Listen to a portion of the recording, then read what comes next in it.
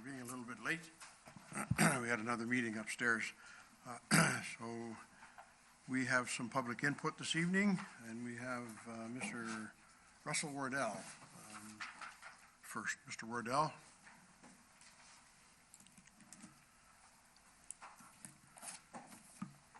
When you come forward, those that are speaking this evening, please state your name. And great, thank you. That was the next thing. Turn the mic on. Good evening, Mayor and Councillors. My name is Russell Wardell. Excuse me, I'm a resident of Main Street, and I'm here to talk to you about the Pine Street proposal. I've got a couple of issues with it to start with. I'm the author of the petition that you'll have in front of you. That took about 3 days. I went around to the three streets that would be directly affected by anything happening at the end of Pine Street: Main Street, Government, and Pine Street itself. Everyone that was home signed. The addresses that are missing were not home the 3 different times that I went. That is how passionate people are about not having this at the end of their road. Literally, 2 people expressed some favor to it that I spoke to, and it was only because they couldn't stand the state that the property is in now. And one lady said she didn't want to be involved because she didn't want to be involved. So that's probably 70% of the people in the loop that any newcomers would drive are dead set against this because they didn't feel that it met the official community plan. Now, going to that, I've read the Merritt City report, and I would like to bring to your attention, please, on page 70, the very last sentence on the page says that the intensive residential R9 zone provides for small and narrow lot single and family residential development. The key words here being single or small and narrow lot. If you look at your official community plan for Collettville, the very first point states, retain the large lot, not small, semi-rural character of the area. R9 goes completely against that. So the city report says that it doesn't go against the official community plan. I argue that indeed it does. Point 3 of the Collettville OCP says, preserve land suitable to agriculture as a means of retaining farmland. We've owned across the street from this proposed development for the last 8 years. We've watched llama there, deer, horses. Okay, it's maybe not the greatest land for growing rutabagas, but horses graze there, so it is still viable farmland.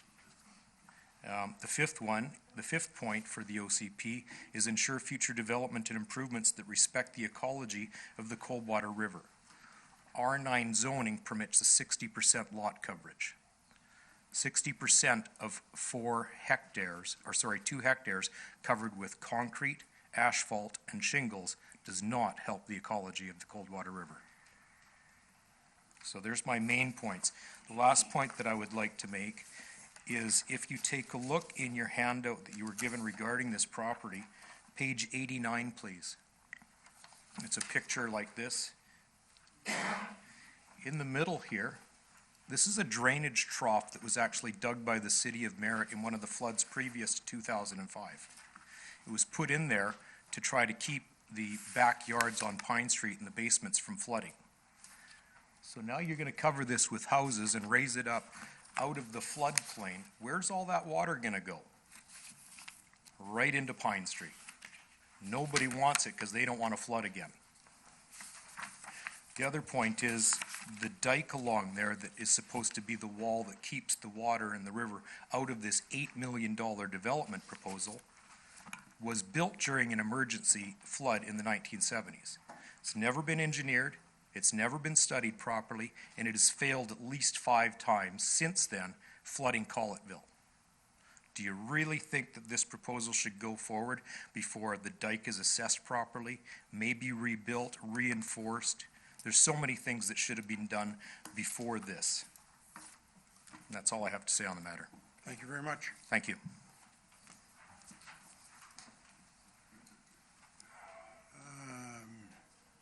Michelle Sprossen, I hope I said that correctly. Okay, I'm nervous as heck. Do I have to push the No, button? you're okay, just shoot. Okay, my name is Michelle Sprosen, and I live at 1575 Main Street. I've lived there since 2010. I bought the property because I have a child with special needs, and it suited all my wants. It was fenced, it was quiet. He could go play in the river, he couldn't run out in the road. Since then, things have grown and expanded. There's a major problem right now with cars racing down that road. It's too much fun. It's a straightaway, has a nice lift where you've got the crosswalk from the berm and then goes on. If you add 20 to, and I'm against the proposed Pine Street development.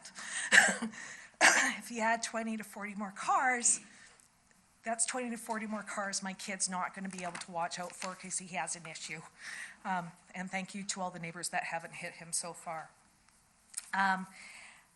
I bought knowing that there was farmland behind me. I bought knowing that there was an old riverbed behind me. I bought also knowing that part of my land was a river and that another part was over there. And that kind of made me feel secure in thinking that nothing could ever go in behind there because I'd always have a say. In 2016, this property was bought. The gentleman came in, and the first thing he did was he had dump trucks in there, he had chainsaws, he had excavators, mini and big, and I have pictures of it, and started ripping out the trees and ripping out the bushes and making it look like nothing would grow in there. And I have pictures showing you how green and beautiful it was. I went over, being a tree lover all of a sudden, not realizing, and confronted him and asked him what the heck he was doing in the old riverbed. He told me he had bought it, and this was the plan, and the city was going for it because he was going to continue that walkway they always wanted up on the dike. I said he couldn't do it because it was an old riverbed and no one can own riverbed. And it went from bad to worse. He started weed eating all the grass and having quads up on the berm to make it look like it was a trail when it wasn't a trail. People started coming down. I do have a big dog in my yard because there was a bobcat that used to like hanging out in the tree, and with a child that doesn't watch out for things around him, that was his protection. So needless to say, when people started walking up the back that never used to be there, except for the odd one playing in the river, my dog started freaking out. Now I'm a bylaw person that's against bylaws, and that's not what my plan was. My fear is that now there's going to be more people behind there, and I'm nervous as heck. And what else was my point? He was in the river with the quad. The RCMP were called. CO was called, and finally it was stopped. I guess at the end of this, if it does get allowed to go through, and I don't see why it would, because I don't see it being environmentally healthy for that area. There's been deers in there, there's been bears in there. There has been farmers that have used it for grazing, which is perfect. That's what it should be for. We're going to lose some of the wildlife that we've had back there. We've had river otters, we've had beavers, we've had eagles up in the trees. I just want to see it go back to where it was. I'd even like to see the Coldwater River take back its natural shores. And that's it. Thank you very much. Okay, thank you.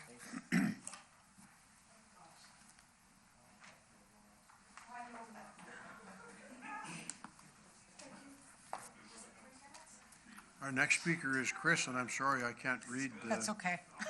I can't read the last name, so. No problem. Good evening, Mr. Mayor. No, and- what is it, Chris? Pardon me? How do you pronounce it? Nargis. Nargis. Largest, okay, Yep. thank you. Yep, Sorry no about problem. Good evening, Mr. Mayor and Merritt City Councilors. My name is Chris Nargis, and I am the manager of the Merritt 7-Eleven. I am also a member of the Nicola Valley Agriplex Society, and I wholeheartedly believe in this project, and that is why I'm here tonight. From what I understand, at the last meeting the meeting on January 30th, no one was clear as to what the ALR was, so we have come tonight with the definition. So permitted uses in the ALR. The ALR is a provincial land use zone where agricultural is the priority use. The ALR comprises just 5% of BC's total land base and is the area with the greatest agricultural capacity. As a finite and valuable resource, the province has decided to protect this land. The agricultural land reserve use, subdivision, and procedure regulations identifies farm uses that are permitted outright, as well as other permitted uses and non-farm uses. ALR landowners who wish to pursue other uses or to subdivide their property must make an application under the Agricultural Land Commission and secure approval from the ALC. Common farming and ranching activities in the ALR include, but are not limited to, raising livestock, cattle, bison, sheep, goats, hogs, horses, livestock grazing, and a number of other uses. Agricultural land reserve use, subdivision, and procedure regulations. Below is a partial list of permitted activities in the ALR. Land use activities permitted in the ALR regulations do not require an application or approval of the ALC, which is the Agricultural Land Commission, if the use complies with any conditions or perimeters set out in the ALR regulation. For more details, information, you can also look at the ALR regulations and in the index. So permitted farm uses of the ALR regulation are farm retail sales, storage, packing, processing of farm products, temporary or seasonal agritourism activities, and equestrian facilities. Other permitted uses that may or may not be linked directly to agricultural and considered compatible with agriculture and have low impacts on the land base. Permitted uses can be prohibited by local governments. Many of the permitted uses are subject to conditions, thresholds, or other requirements. Examples of permitted use include agritourism accommodations and education and research. So hopefully this clears up a little bit of what we're looking for and why we have chosen the property that we have. So thank you for listening. Thank you, Chris. Mr. Doug, is it Clark? Yes. Oh, hey, Doug, sorry. How are you? I'm good, how are you? Good evening, Mayor and Council. My name is Doug Clark, and my professional business is I've been an operating engineer for over 45 years. I've reviewed the plans presented by the Nicola Valley Agriplex Society, and I find it to be worthwhile development for Merritt and the Nicola Valley, and would like the City of Merritt to support further activities by the Society to work with First Nations interests, local agricultural businesses, and obtain funding from the provincial and federal governments for the intended purpose of conducting the necessary studies, designs, plans, and engineering outlines for the development of the Nicola Valley Agriplex and the Pause Agriplex, which I feel will benefit this community in a major way, as the late Ty Posabon was a director of our society. Thank you for that part. Okay. The Gateway 286 is a significant and major entry into the city of Merritt. It provides the connection point for Highway 5, Coquihalla, and Highway 97C, Okanagan Connector, and a major access into Merritt. The land surrounding the interchange is largely undeveloped, with the exception of the Visitor Information Center, which provides tourist information. Over the years, there have been overlapping interests among various ministries, including Ministry of Transportation and Ministry of Forest in this sector. Gravel reserves exist in the south section of this sector, and a series of hiking trails known as the Godey Creek hiking trails traverse the wooded slopes adjacent to the Visitor Information Center.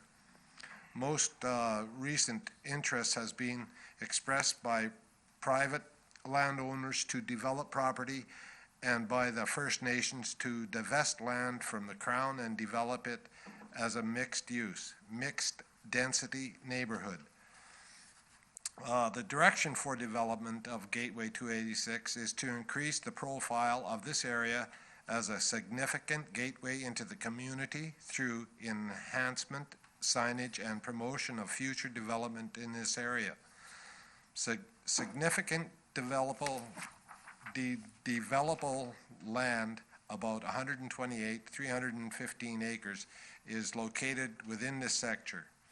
Future development of this area will be promoted while recognizing and working with various interests in this existing area.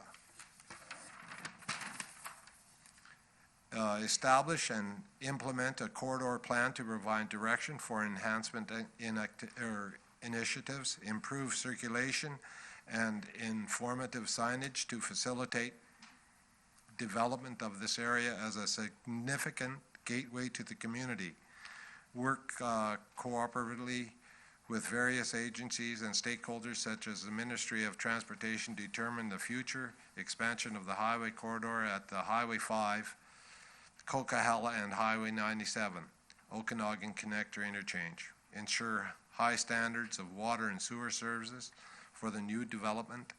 Provide safe access for new development in a manner which does not compromise the function or safety of the existing or future configuration of the interchange for Highway 5, Coquihalla, and 97 connector. Yes, actively, and this last part here is the City Council is committed to working with property and business owners to ensure a thriving city center as the heart of the community. A strong city center is vital to the future well-being of the entire community as it grows to an ideal population of 15,000 people, more than any other sector in the community. It symbolizes economic health, quality of life, and community pride to residents and visitors. The character of the city center reflects the character of the community and the city council members. Thank you. Thank you, Doug. Mr. Mike Carroll. Good evening. My name is Mike Carroll. I work for Hubbard National. I'm the treasurer of the Nicola Valley Equine School of the Equine Society. I'm sure you guys are all aware of the project. We started with another location, then this location we thought was a better location. I did reach out to the Front Counter BC, and they had some concerns with this location that the city, and that's what Doug was reading, that was kind of in your guys' community plan, that was for future development with liaison between the First Nations and local developers. We just feel that this would be a great project for the community, being that Kelowna and Kamloops and the Lower Mainland, that Merritt is the hub, the Coquihalla is the hub, that it's the hub between Kamloops. It's all three meeting of the roads, that this would be a great spot to have this project. But what we want is, we want your support. If it's not at this location because there's other things that you guys are planning, well, then help us work with a different location. We would just love to think this project is a great thing for the community. We have a bunch of petitions, people signing that just, we want the city to just say, yeah, you know what, this is a great idea. We need you guys to do X, Y, and Z to move this along. Malcolm, we've been working this for 3 years.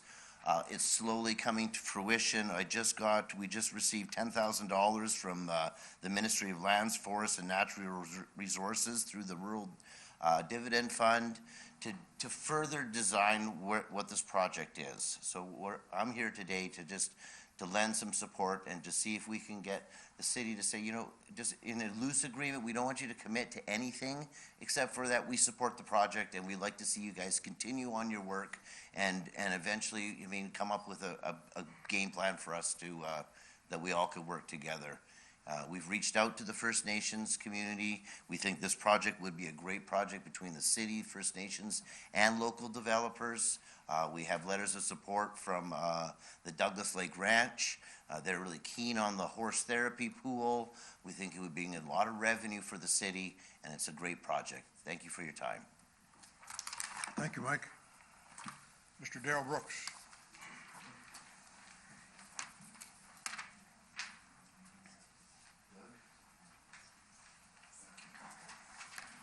Good evening, Mayor and Council. It's good to have a lot of my colleagues here tonight. It kind of helps me feel a little bit better than last time I was faced with you. So I'm here just to, again, support, or just to show my support for this development and the project. I think it's definitely worthwhile for this community. As Mike was saying, it's kind of a nice place to have it at that intersection there, which would be quite visible and of course would attract a lot of attention for people coming down off the highways and stuff like that. Now, what we did was, since our last meeting, we circulated a petition, and I'm just going to give you some brief on it here. The petition basically says we are proposing to develop the Nicola Valley Agricultural Park on Crown land at the intersection of Highways 5, 5A, and 97C at exit 286. Described as part of Northeast 1/4 Section 2 East Township 91 west of 6th Meridian on approximately 60 acres that is located within the 315 acres of the ALR. The development of this proposed $60 million Nicola Valley Agricultural Park, which is 100% funded by provincial and federal governments, is an exciting initiative that will provide long-term benefits and sustainable development to the City of Merritt. The Society is confident that we can successfully complete this project, basically let us do all the heavy lifting, which is our preferred location. However, to proceed, the Society requires a definitive letter of support from Mayor and Council. We, the undersigned, are concerned citizens who urge the municipal government to act now to support the development by signing this petition. We collected 68 signatures online and 133 in the last 2 weeks, just in the circulation around town. Thank you. Thank you, Darrell. I think it's Chantel Brooks, is that correct?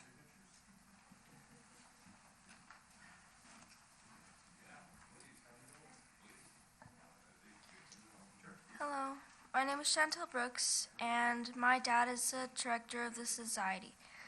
I have seen the plan presented by the Nicola Valley Agri Park Society and find it would be worthwhile development for Merritt and the Nicola Valley, and would like the City of Merritt to support further activities by the Society for the development of Nicola Valley Agri Park and the Paws Agriplex, which I feel benefits the community in a major way. I think it would be super cool to learn to ride horses and would volunteer to help around the park to learn. Thank you. Thank you, Chantel.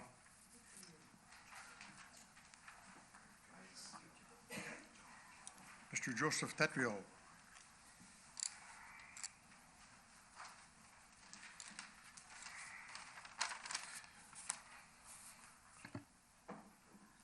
Oh, you just turned it off, Joe. On now? Yeah, it's on now. Good evening, greetings, Mayor and Council. My name is Joseph Terrio, and I do exterior renovations. I have a business. I've been doing a lot of work around this town. I have reviewed the plan presented by the Nicola Valley Agri Park Society, find it to be a worthwhile development for the Merritt and Nicola Valley, and would like the City of Merritt to support further activities by the Society to work with the First Nations interest, local agriculture business, and obtain funding from the provincial and federal government for the intended purpose of conducting the necessary studies, design plans, and engineering outlets for the development of the Nicola Valley Agri Park and the POZ, which is people with brain injuries. Agriplex, which I feel will benefit this community in a major way. So basically, a letter of support would be greatly required from you guys. Participation. It's a fantastic cause. Fantastic cause. I believe the community desperately needs hope. Okay? Businesses are closing, economy is down. New fresh money, investment. The city needs an uplift. People that care about the growth of this city. Not keep it low or a retirement city or whatever. Up. A little bit of going upwards, forward. But okay, so basically the Agriplex would donate money for programs like elderly abuse. One of the things that Trojan Roofing and Exterior does is protects the elderly people. We don't have any programs or any advocacy centers for the elderly people. Could be programs like recovery programs. It could be programs for people with alcohol addiction, drug abuse addiction. You know, so the money would actually go for good causes in the community. So It wouldn't be going like in deep pockets or greasing somebody to get this and that. So basically, even, righteous organization, meaning good, genuine organization. So it'd be good for your community. Basically, help the people in need, even legal aid, people that need legal counsel, people that are victimized with fraud, theft, that needs legal counsel. They can't afford a lawyer. These are the things that the community, the Nicola Valley Agri Park Society would actually bring to your community. Hope, a little bit of, hope, fresh money, investments. There's other communities that are actually gonna be on their knees. Come. I don't know why you guys, letter of support, please. Thank you for your time. Thank you, Joseph. Mr. Malcolm Lynn.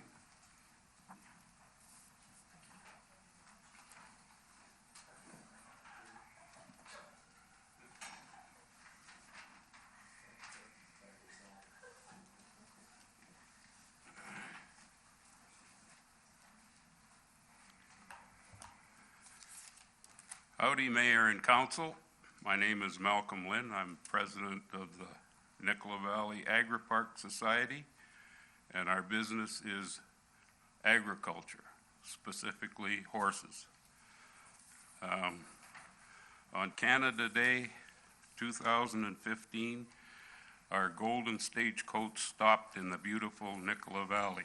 For almost 3 years, the horses have been tied up in Merritt. It is high time we got off and drive the golden stagecoach up the hill to the city water reservoir and develop a horse park for the community. This Canada Day, the federal gold bullion in the stagecoach will be heading east over the Allison Pass to the Sonoma Valley. Thank you very much. Thank you, Malcolm. That completes the list of those that are here for public input. Thank you very much, everyone.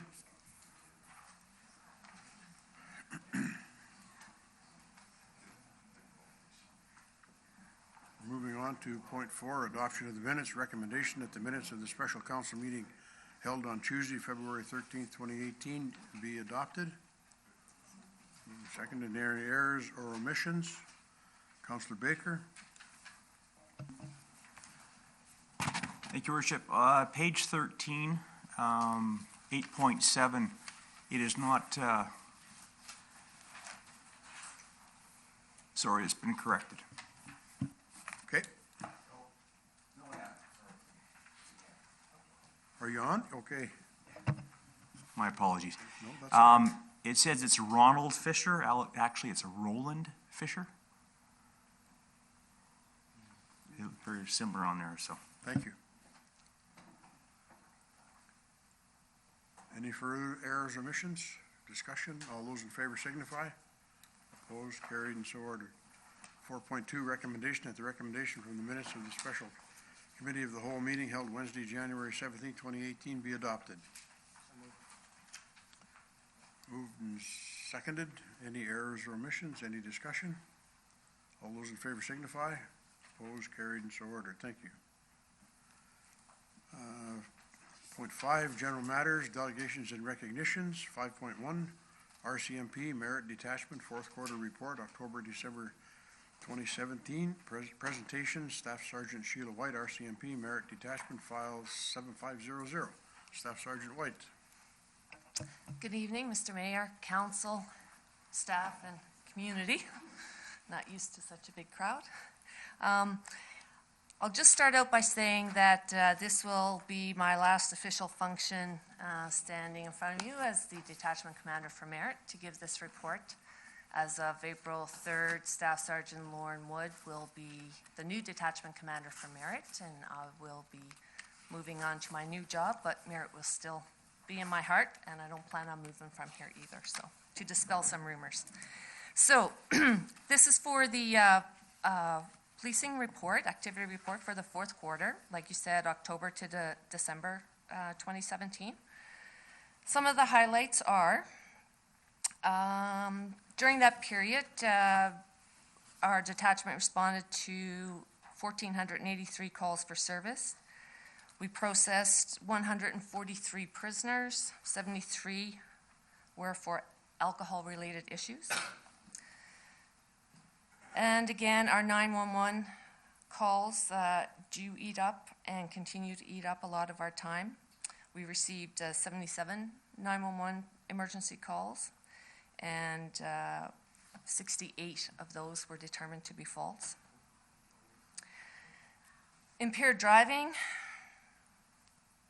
is still a bane of my existence.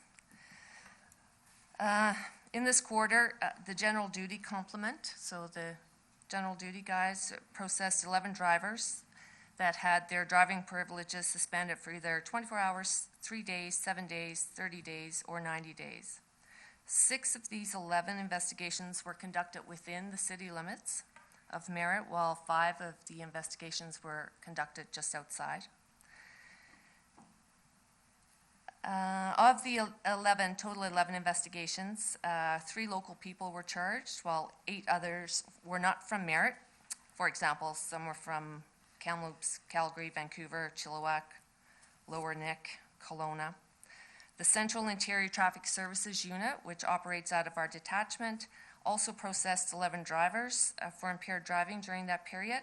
6 of those investigations were conducted within the city limits, while the other 5 were conducted outside. Of the 11 drivers, 4 were from Merritt, while the other 7 were from around the province.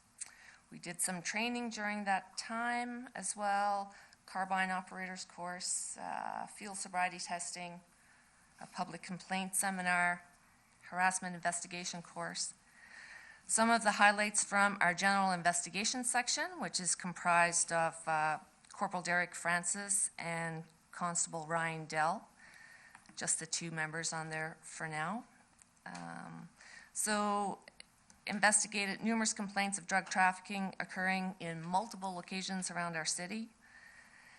Assisted our general duty members with interviewing lots of accused people. Also assisted in drafting search warrants for various items, not just residences, but for documents and things like that. Assisted Kamloops detachment with actually one of their bigger investigations involving a kidnapping, stolen vehicles, and firearms. Located stolen property, we recovered it, returned it to its rightful owner. Attended some meetings with the Coquihalla Highway Users Group, arrested 2 known drug traffickers, which resulted in charges being forwarded under the Motor Vehicle Act and under the Controlled Drugs and Substances Act. Those charges are before the courts. Assisted in an investigation resulting in a person involved in property crime and drug trafficking, and we were able to get conditions on this person not to be within the city of Merritt, so that was a thumbs up to have this person out of our city. And attended meetings to find solutions for some of our high-risk youth, working closely with the schools. And a lot of the time during that quarter was spent investigating a person that was charged with multiple counts of sexual assault. Let's see here. Our drug trend, crack cocaine is still our primary drug of choice for Merritt. And unfortunately, heroin, fentanyl, and crystal meth are readily available within our city. Some of the transfers that occurred during that period, Constable Chris Von Koltitz, if you remember him, was promoted to corporal, and he's now in charge of Clinton Detachment. And Corporal Brock Hedrick won the promotion to general duty, and he's staying in Merritt. And there's just some stats for you guys to look at. Any questions I could try to answer? Thank you very much, Staff Sergeant White. Councillor Christopherson.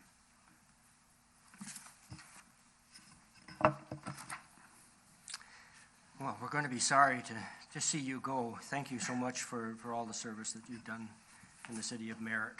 It was my pleasure. We're going to miss you. I'm not going anywhere. With the group, I was just curious, who's the Coquihalla Highway Users Group? I'm not totally sure. So there's my honest answer. But my best guess is it's a combination of traffic services, which is the Central Interior Traffic Services, some of the, is it VSA, some of the users that use it. I don't know. I didn't even know this meeting happened, actually. So. No, I'd never heard the name before. And I could try to figure it out and get back to you on that. Okay, thank you. And I also appreciated the fact that there's the carbine operators course. It's good to know that our people in charge are getting training that way, and it makes me ever so glad to be living in Canada, where there's some controls over weapons that are made simply for killing others. So that we course thank you will for continue. that too. Okay, you're welcome. Councilor Norgaard. So, Staff Sergeant White, I just want to echo Councillor Christopherson's thanks for all the hard work that you've done.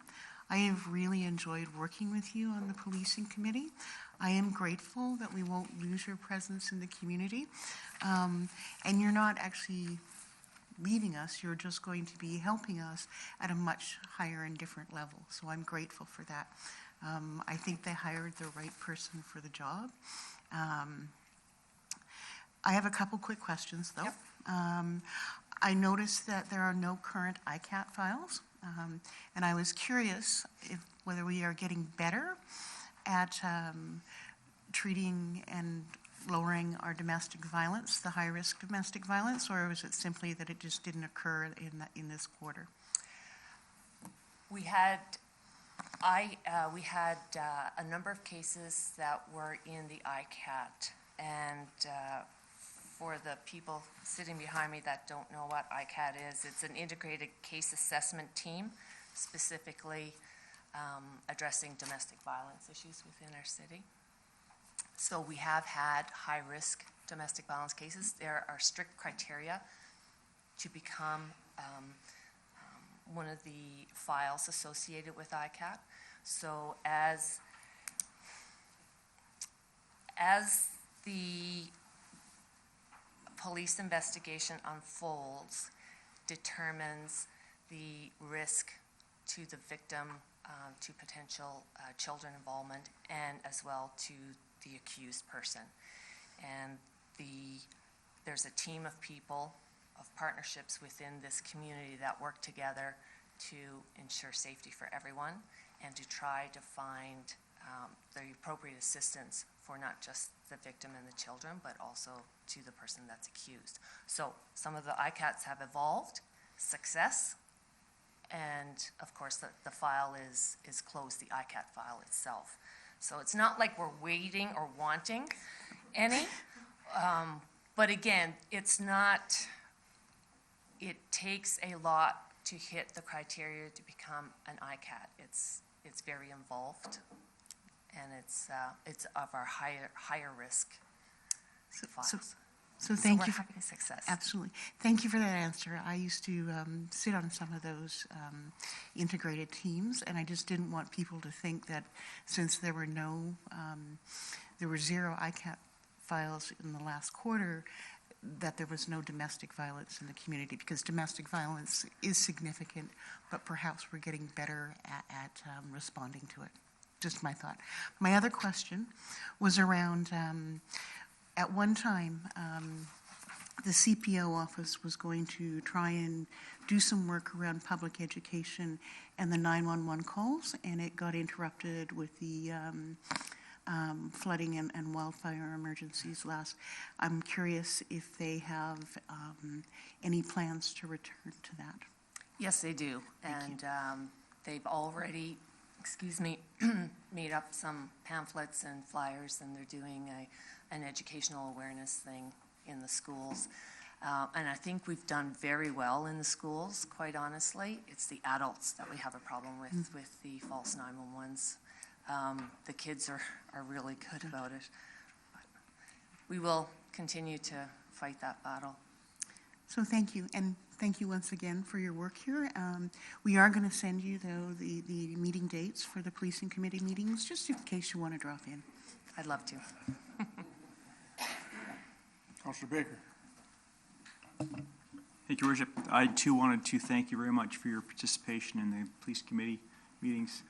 The facts that you have brought us, the comments you brought us, and the recommendations that you have come to us with are invaluable. And your time here has been really, I appreciate it, so thank you very much. Hope to see you around still at the police committee meetings. Thank you. Councillor Getz. Yes, just want to say thank you and just tell your replacement to continue to bring the cookies that you bring for us all the time, and we'll be looking for that. So thank you very much. I appreciate your the way you've presented this and given us the facts, and when we have questions, you get back to us in a timely manner to answer those questions. So thank you very much, and good luck on your new position. Thanks. Councillor Prowal. I can echo what everyone has said, but you're such a high-profile, smart, valuable person, so we're just going to have to find another job for you. And thank you for all you've done. Thanks. Thank you. Don't go yet. I don't want to repeat all that because I agree with it all, Staff Sergeant White. The only question that I have is that, and you may know, we've had a lot of difficulty on the Coquihalla. Yes. And a very serious accident, and my heart goes out to those families this past weekend. We have a meeting with the Minister of Transportation tomorrow. We've been fighting to have that meeting. We didn't get to meet with her at the UBCM, but we are meeting with her tomorrow. One of the things we want to talk about is the policing between the RCMP and the CVSE that work the highways. Yeah. How many of your detachment here, that's under the province, but how many is there 4 under traffic here? There's actually 8. 8, okay. Yep. And are they at full complement right now? No. What are they at? They are 2 down. So they're full, right now they're 6 with Yeah. 2 off on leave, okay? Yeah.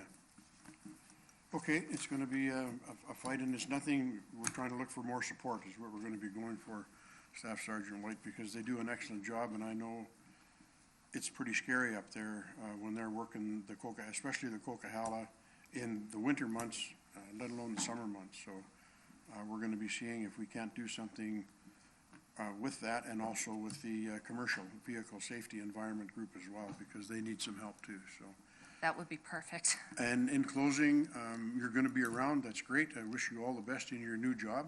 Thank you. I think it's a lot bigger than here. You got what? How many detachments are you looking after? 6. 6. 6, right. Well, I know that they'll do well, so thank you very much, and we're sure glad that you and Trevor are staying in the community. Thank you very much. It's been my Take care. pleasure. Past 6.5 years. Thanks.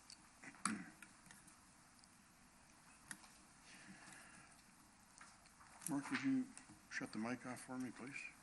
It's okay, Sheila, no. Thank you. Okay, Southern Interior Local Government Association presentation, Keith Thom, SILGA Director, File 0276. Mr. Thom, there you are. Oh. Thank you, Mr. Mayor, Council, some familiar faces there. And I need to turn on the microphone. There we go. One of the reasons I get excited when I come out to do Southern Interior Local Government Association presentations is not so much for council and staff, but for these people behind me, because before I got into politics, I honestly thought going to conferences were a huge waste of taxpayers' dollars. I'm here to dispel that. I'm also a city councillor in the beautiful town of Peachland, so from Peachland to Merritt, welcome. I enjoyed a steak at the Grand before a council meeting, and it was good, so I appreciate that. Anyways, we'll get on and tell you what SILGA stands for. And I should probably push the right button. There we go. Essentially, our mission statement is to represent communities within the BC Southern Interior region to provide strong and effective voice for the issues that affect us. And believe me, the issues of the Southern Interior are entirely different than the issues of Lower Mainland or the island. So this group is a good group to come together because the one commonality we have is we're all small to medium-sized communities, and we have some unique and some similar problems. So if your council or board would like us to come and have one of our meetings, we have about 6 meetings a year.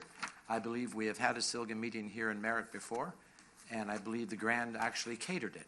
So there we go. So it'd be lovely to come back again. There's just a quick list of who is on it. As you can see, we have quite a wide variety of communities involved on the board. Directors are elected every year. I've been fortunate enough to be elected twice, and I consider that a bit of an honor.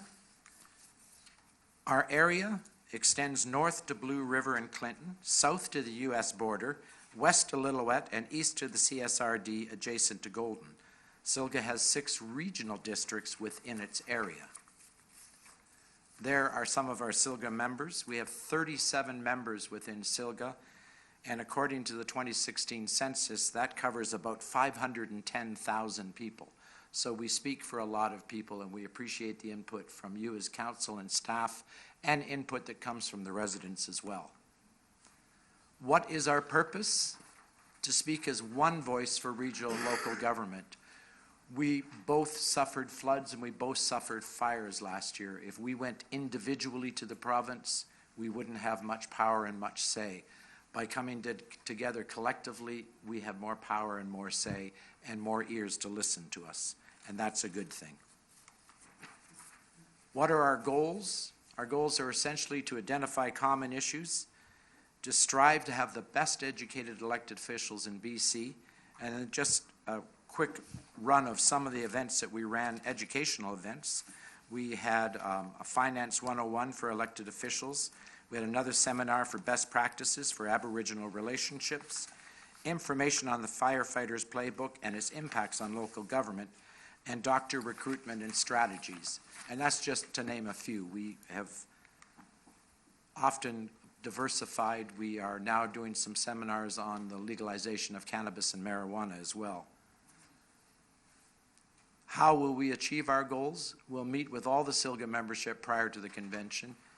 We engage our membership on issues affecting them, in other words, you, and encourage our members to submit resolutions for the annual SILGA convention. And it's there that we gather all the ideas from the Southern Interior. We decide what is the most important for the Southern Interior, and we collectively take them to UBCM, and that's where we get to sit down with provincial ministers and actually have some face-to-face time.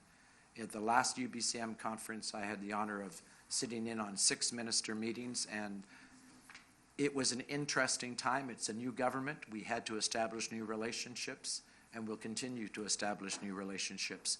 We as municipalities don't have any choice on who governs the province, but we do have a choice to encourage and build relationships. So we encourage that type of involvement, and we continue to increase communication with senior levels of government.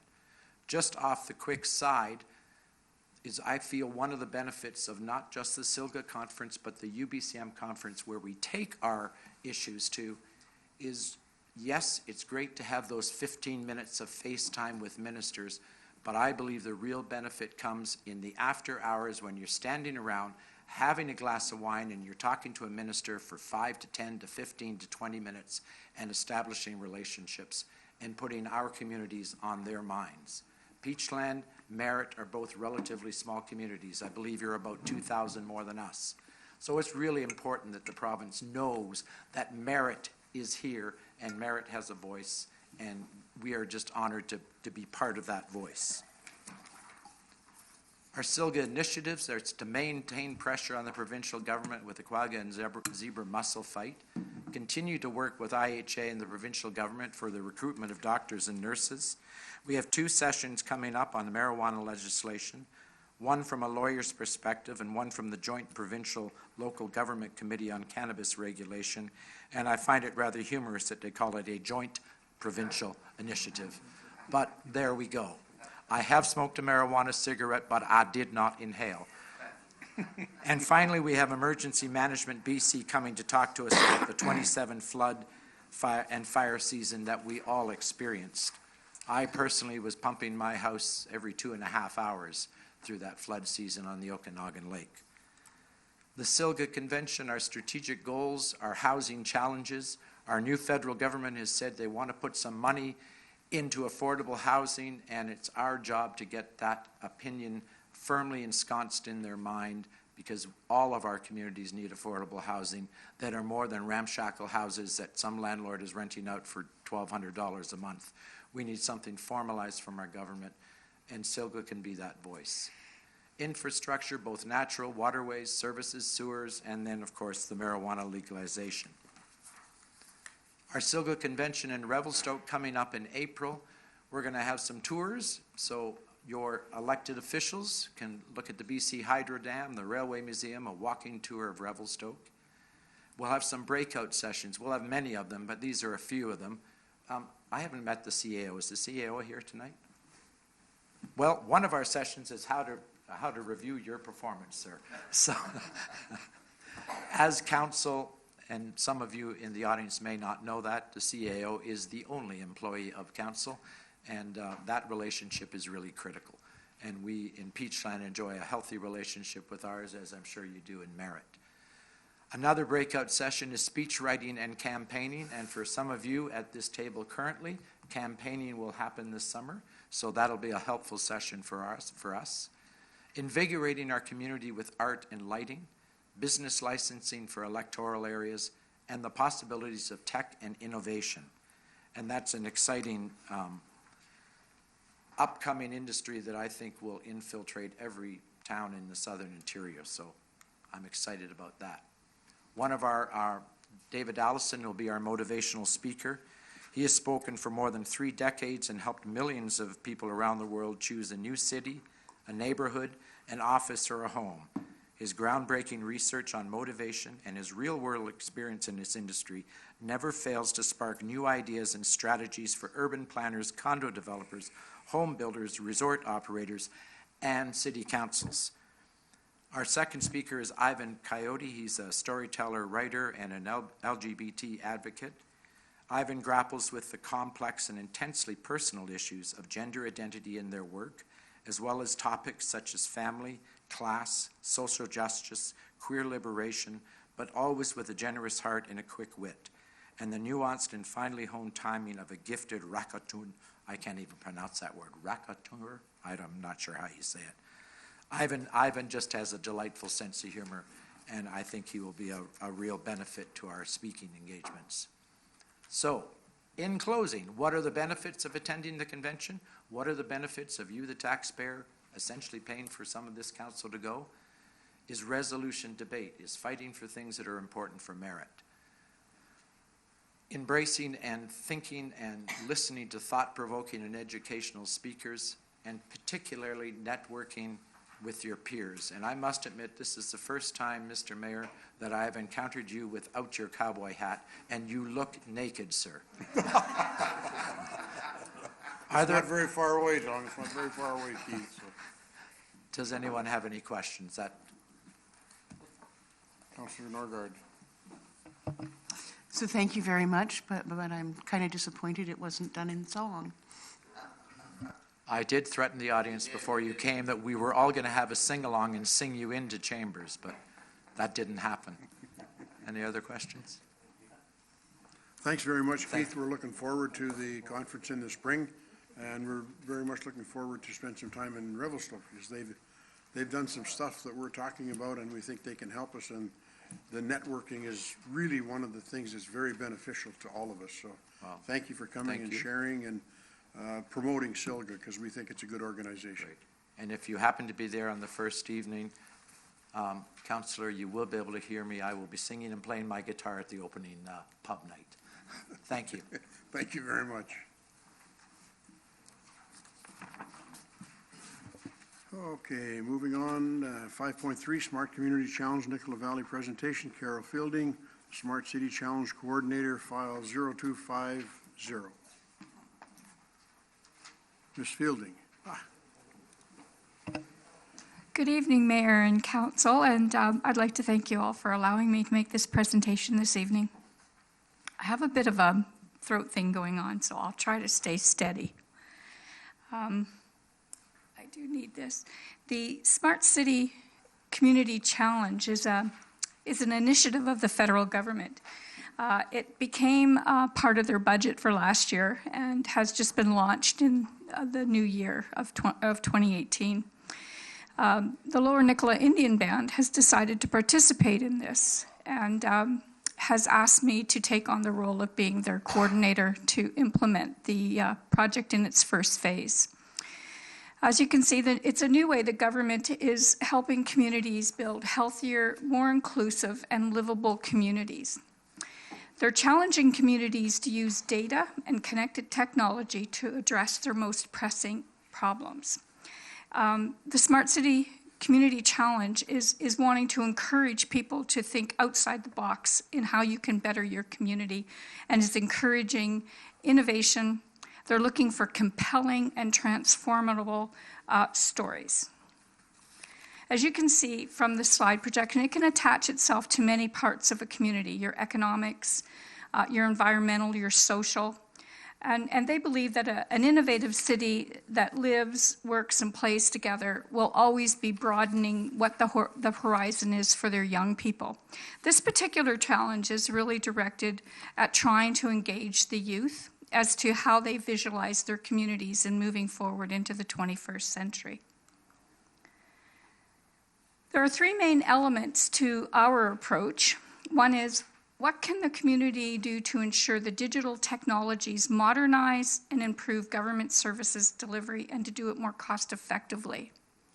Ensuring the best possible digital telecommunication infrastructures in place across the community and that no digital divide exists. And it continues to build a robust local smart ecosystem that will catalyze economic growth. Smart City Community has the potential to improve every aspect of our community life.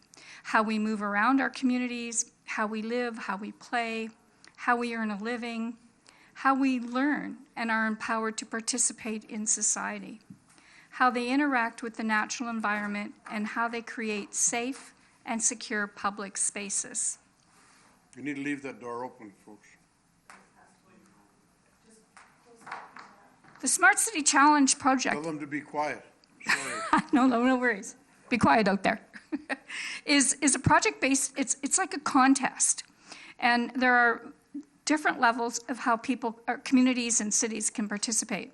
The top prize is $50 million, and it's open to all communities. There are two $10 million prizes open to communities with a population under 500,000. The prize that the LNIB is looking at is the prize of $5 million, which is open to communities with populations under 30,000 people. We are in the first stage. I've just been brought on at the beginning of February, and it's sort of been a timeline now of trying to get caught up to everybody else that actually started in January. But our steps that we're working on is we're working with Chief and Council over at LNIB to look at evaluation criteria for the ideas that we're looking to gather. We're talking to other First Nations, other local partners. Here I am tonight speaking to the City of Merritt. And we're also going to reach out to areas M&N in the Nicola Valley. We want to develop an engagement plan to engaging community stakeholders. Now, since we've developed this PowerPoint, and I sent it in a couple weeks ago, we're really moving along at warp speed here. So we're in the process now. We've created a Facebook. We've got a website. We've got a Twitter account. We're reaching out to the schools. I'm meeting with NVIT tomorrow to talk to them. We've created different handouts as well, which speaks to the challenge on different levels so people can review it in different statements. The ultimate end of the entire engagement process is to create the challenge statement. The challenge statement, the federal government wants this to be 50 words or less. So when we drill out and we're going to reach out and we're going to wrap our arms around everybody's innovative, crazy, wild, bizarre technology ideas, we've got a criteria laid out as to where we're going to go with those, and we're going to come up with our top 5 is what we're hoping for by towards the end of March. From the challenge statement, that's where we're going to look at what we're going to be doing, and we're going to develop a plan. It's a general plan when we plot our application in, but it's where it starts to build what we're going to do. And we're going to develop the solution for addressing the challenge statement opportunity. So as we go along, as I said, I have some other information here. We're looking at people, we're having some open houses, and March 10th, we're going to be at the Civic Center here. There's an event going on over there, so we're deciding to, we're set up over there. And on March 24th, we're going to be meeting at the Shoeless Hall in, on LNIB land. So those are 2 places we're looking to have people come out and talk to us. I'm in the process right now of developing a survey. So what I'd like for council, for you to do for us, is I'm hoping that we can create some dialogue outside council chambers as to how you can help us create community engagement. We'd like, the more champions we have, perhaps a letter of support or a message from the mayor, that gets your community excited about helping us, because what helps LNIB will ultimately reach out and will be able to help the entire region around us. This is a big project technology-wise, and it's not just going to be about what goes on over on with the Indian people. It's going to be something that's going to reach out to everybody in the surrounding area. So that's why we're looking for community engagement from everyone. So that's pretty much my presentation. If anybody has any questions, I know it's kind of a fast, broad conversation, but my contact information is on this next handout, and I will email that out so that you guys can get that tomorrow. We created it today, and it was too late to get in the package, so I'll send it out to you, which is my contact information, but also more about how the challenge works. Thank you very much, Ms. Fielding. Thank you. Any comments, questions? Councillor Baker, pardon me. Thank you very much for the presentation. The part that I found interesting here was the create the challenge statement. Mm-hmm. Are you able to go back to that slide? Can I? Yes, of course I can. Oops. No. There. So it has to be 50 words? Maximum.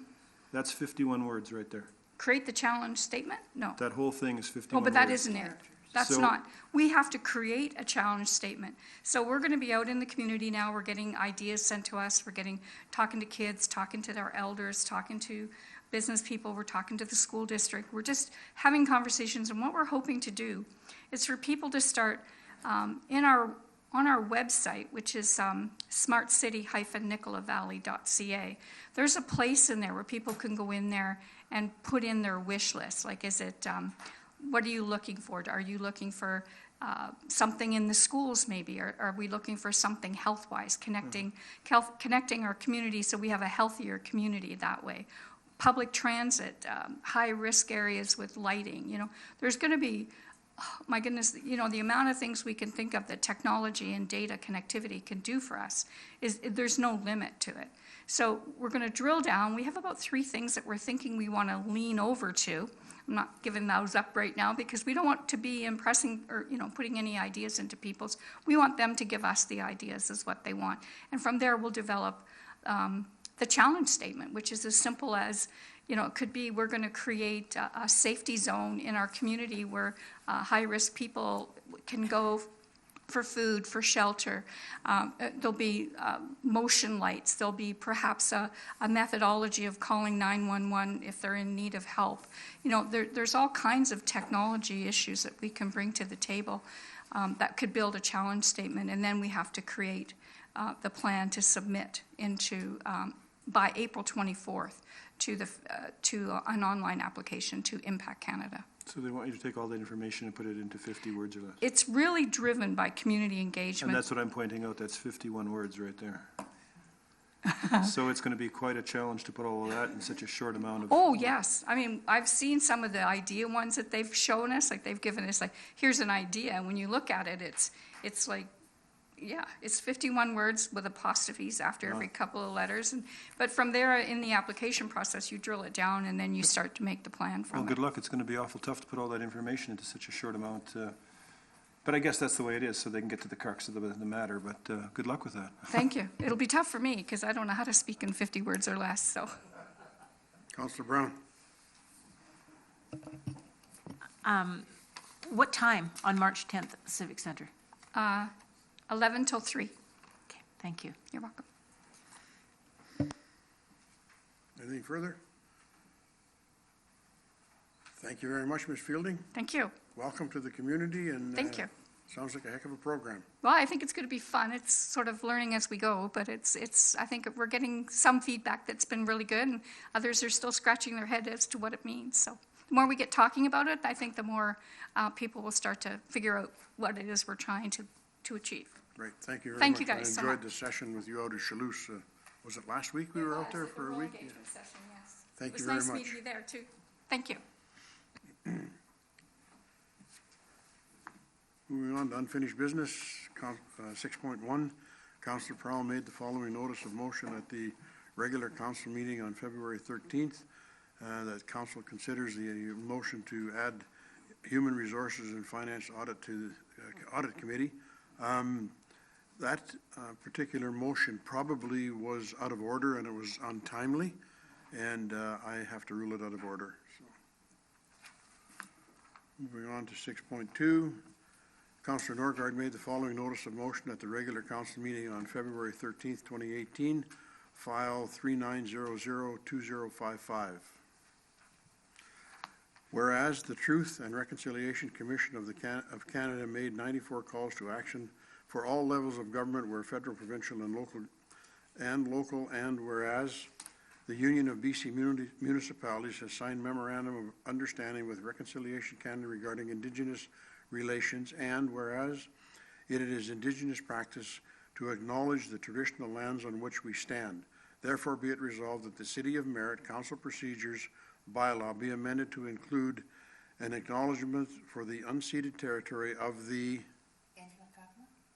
and thank you. What is your wish?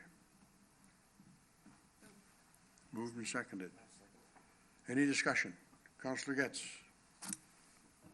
So just a little bit of clarification from Councillor Norgaard. Is this every time we meet? Yes, it's a simple sentence. Okay, so here's where I have a problem with this. Now, I know that when we go to UBCM and SILGA, when the session starts, it's always an acknowledgement of that, which is fine. It's for special occasions, and I see no problem with it, but doing it every single time, some of us here will remember growing up, Councillor Christopherson, probably Councillor Baker, every day when I went from grade 1 to grade 8, we said good morning to our teacher, we sang O Canada, we said the Lord's Prayer. At the end of the day, we sang God Save the Queen, and we left. By year 5, I was just saying it. I had no care what it meant. It meant absolutely nothing. So that's what this isn't for. What I would support this if it was for when new councillor was sworn in and it was done at a ceremony like that. But every council meeting, because at UBCM we do it once and we don't do it for every meeting after that. So that's where I have a problem with it, that I'd be more than happy to do it when a new council is sworn in or any special occasion, but not every council meeting, because then I think that kind of diminishes what that really is, that it's a sign of respect. But if we do it all the time, it just becomes a knee-jerk reaction. So I'm not against it, it's just I'm not really sure it's something we want to do for every council meeting. Thank you. Councillor Norgaard.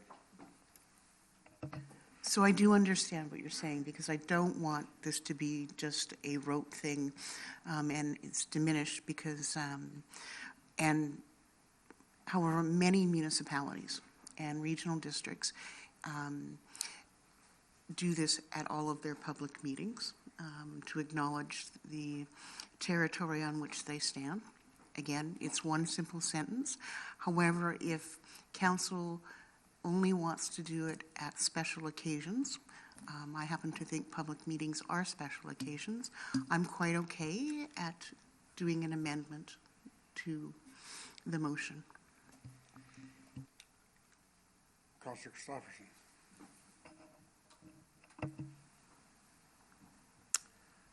I think First Nations has fought long and hard to finally be recognized.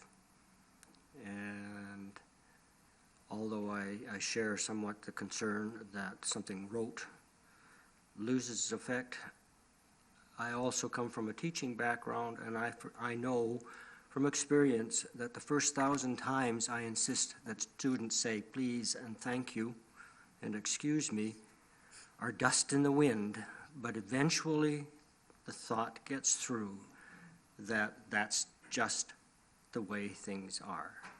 So I will support the motion the way it is. Councillor Prowal.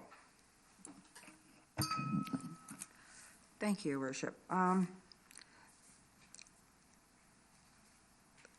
I think for special occasions, yes, new council being sworn in, etc., for any some sort of a formal thing like that.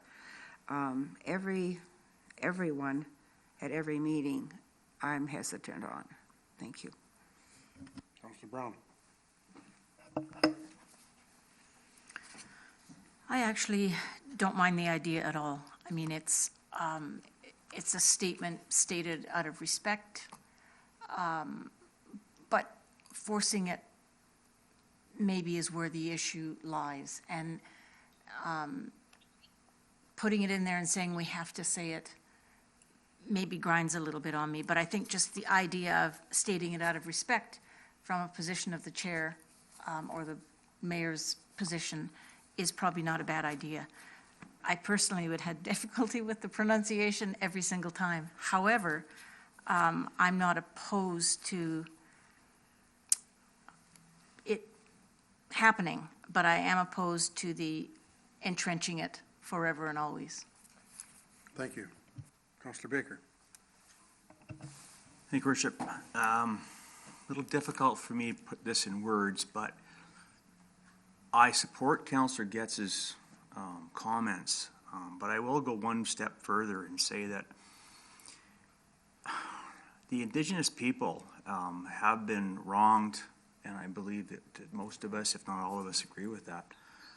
But I believe that whenever you take and you put anybody or any group or society and you acknowledge them in any one way, you're putting them above everybody else.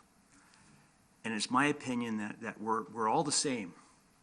And we're trying to say that we're all the same by doing things. And I don't agree with this being said myself anytime, anywhere, because I think that's what we're doing. We're putting a group above us by saying, thank you for letting us be here. I'm here. This is where I live. I live in Canada. I live in Merritt. It's great. I'm not trying to be disrespectful. But when I look around the room when this statement is made at different events, the look I see on most people's faces is exactly what Councillor Getz said. It's just, oh man, here we got to say this. I don't really think people maybe understand it, maybe want to understand it. I don't know. But I'm sorry, I can't agree with this. But I really appreciate you bringing it forward. Any further discussion? Councillor Norgaard. So, and the statement is not that we thank you for allowing them to be on the land, it's just to acknowledge that we are on that land. I think that given our history of how colonization has harmed and damaged Indigenous people, that they might need to be held up just a little bit. But not above us. And again, I have no problem amending it to only at ceremonial times. And there's an important piece to this. This was not my idea. This was an idea brought by members of the Ntlakama and the Silk Nation, asking if we could perhaps do that. So that's where it was coming from. Thank you. And I had two chiefs come and see me on a number of things, and that was mentioned at both of those. My background, I guess, and I understand what everybody is saying, and I, for one, will not put them above us in any way, shape, or form.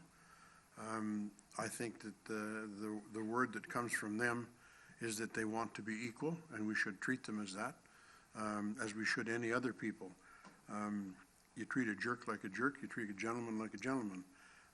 And I think that they're very respectful of us, and I think that it would be the right thing for us to do, to do this, and to do it at regular council meetings. I don't think that's too often, and I think it is on a national basis, not only for us, but we have a very significant number of First Nations in the surrounding area. We're working to develop a really good working relationship with them, and I think we are making good progress. I don't think it would be the wrong thing to do by agreeing to this and making those statements and saying a thank you at the start of our council meetings. Any further discussion? All those in favor signify. Oh, sorry, Kurt. No, go ahead, Kurt. I just want to reiterate the fact that nearly all of us are newcomers to the land. And we've all come from someplace else, except for the First Nations people. And I believe fully that repetition doesn't have to be meaningless. And I refer back to the example in school. I'm sure that many of the students that I would insist say please, say thank you, excuse me, may I, please take your hat off, roll their eyes at me. But those are the same students I meet nowadays that still say, sir, Mr. Christofferson, or I can't call you Kurt. And it's a matter, I believe, of respect. And having worked with a great many First Nations people, I have come to respect them a great deal. So I won't change my mind. I'm going to support it just as it is. Any further comments? Councillor Brown. I'm addressing this to Councillor Norgaard. You mentioned you were going to, or you would maybe add, have you added in at special ceremony? Okay, so it is the way it stands? Okay, thanks. Okay, on the motion, all those in favor signify. 1, 2, 3. Those opposed? 4. The motion is defeated. Worship? Yes. Can I make a separate motion? Sean? Sean Smith? Yes? Yes, you can. Okay. Councillor Getz. I would like to redo the whole thing again, but with the, for special occasions, not every council meeting. So when council gets sworn in, or when we have a delegation, maybe even at some sort of a special meeting. I'm not saying I don't want to do this, but I want to do it where it means something, not where it's just, here we go. I want it to mean something. So to me, a special occasion, because at UBCM we do it, at SILGA we do it. We always do it. But we don't do it when we go into breakout sessions. We don't do it when we go to other things. We just do it at the beginning and whatnot. So I would like to make a motion that whatever wording we have to use, that it is used at special occasions to represent and show the respect to the people, because then it means something. Seconder? Second that. Okay, moved and seconded. Can I just request a clarification, Your Worship? So is the motion that we acknowledge the territories just at special occasions, or is it that we amend the council procedure bylaw to say that we do that on special occasions. Are we talking just as a matter of course or a matter of practice, or to amend the procedure bylaw? What would this motion that was the original motion, what would it be? Just a regular motion? The original one was to amend the council procedure bylaw, but if it's not something that's going to affect council meetings, Right. now I have a question as to whether we need to, or whether we're just going to, as a matter of course and respect, do this on special occasions. Okay, so we don't have to do that. Amend the bylaw. That's what I'm suggesting here. I just wanted to Right. clarify as to what the motion was, because originally it was, we keep everything the exact same, except do it for special occasions. So I'm just trying to clarify. That's my mistake, sir. Okay. Not that we keep it the same, that we use it for special occasions. Right. Any discussion on the motion? All those in favor? Opposed? Okay, it's carried. Thank you. 6.3, Councillor Baker made the following notice of motion at the regular council meeting on February 13th, 2018, file 3900, that staff look into a cost recovery program for repeated first responder calls similar to the program found in the City of Kamloops Good Neighbor bylaw. Moved and seconded. Discussion. Councillor Brown. I'm actually interested in finding out what we can do about the Good Neighbor bylaw. But can I ask Councillor Baker to provide an explanation as to where you were headed with this? A little bit about what you're thinking about this Good Neighbor bylaw actually means.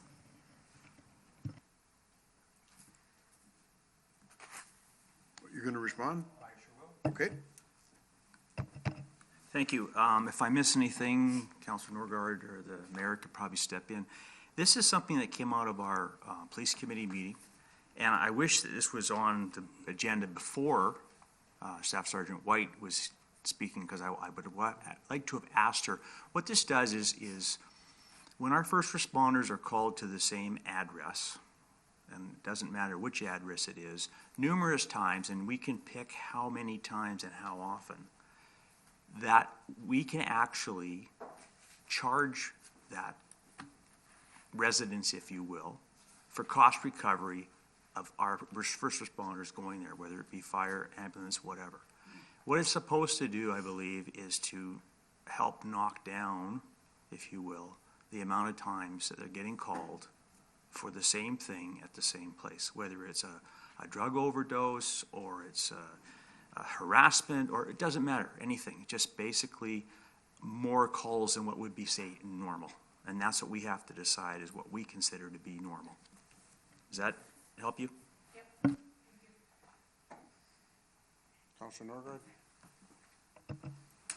When we discussed this in the committee, one of the concerns was things like elderly people who need to have first responders come on a regular basis simply because their health conditions, or in situations of domestic violence, we don't want people to stop calling because they're afraid that we're going to charge them back.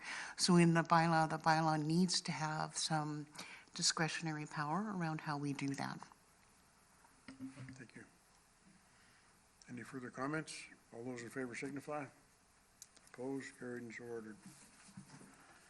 6.4, Nicola Valley Agriculture Society, Malcolm Lynn, President, Nicola Valley Agriculture Society, February 7th, 2018, letter, file 0250. Nicola Valley Agriculture Society is requesting a definitive letter of support from the City of Merritt, including any in-kind contributions the city may be willing to provide to the Nicola Valley Agriculture Society project. What is your wish? Moved and seconded. Discussion? Councillor Getz. So, correct me if I'm wrong, have we not already written a letter of support for this process at one time already? I thought we did some time ago, yeah. So I'm not really sure why we need to do a second one, because the letter supports no matter where they decide to build. Is that? Yep. So I'm not really sure why we need a second letter, because we've already written a letter to support this. So unless there's something else, I'm not really sure why we should be doing a second one. So I just wanted to make sure we actually had written one, because I do recall seeing that we had, so. Okay, thank you. Okay. Counselor Prowal? No? Okay.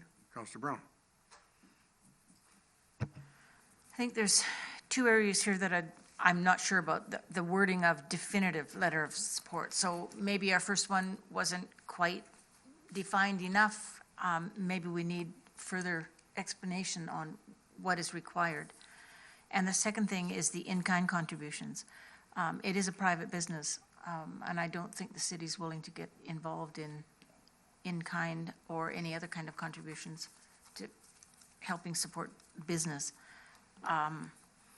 But I would like to know about this definitive letter of support. If they need more information from us in terms of more than what that was in that first letter, then I'd like to know what it is they're looking for.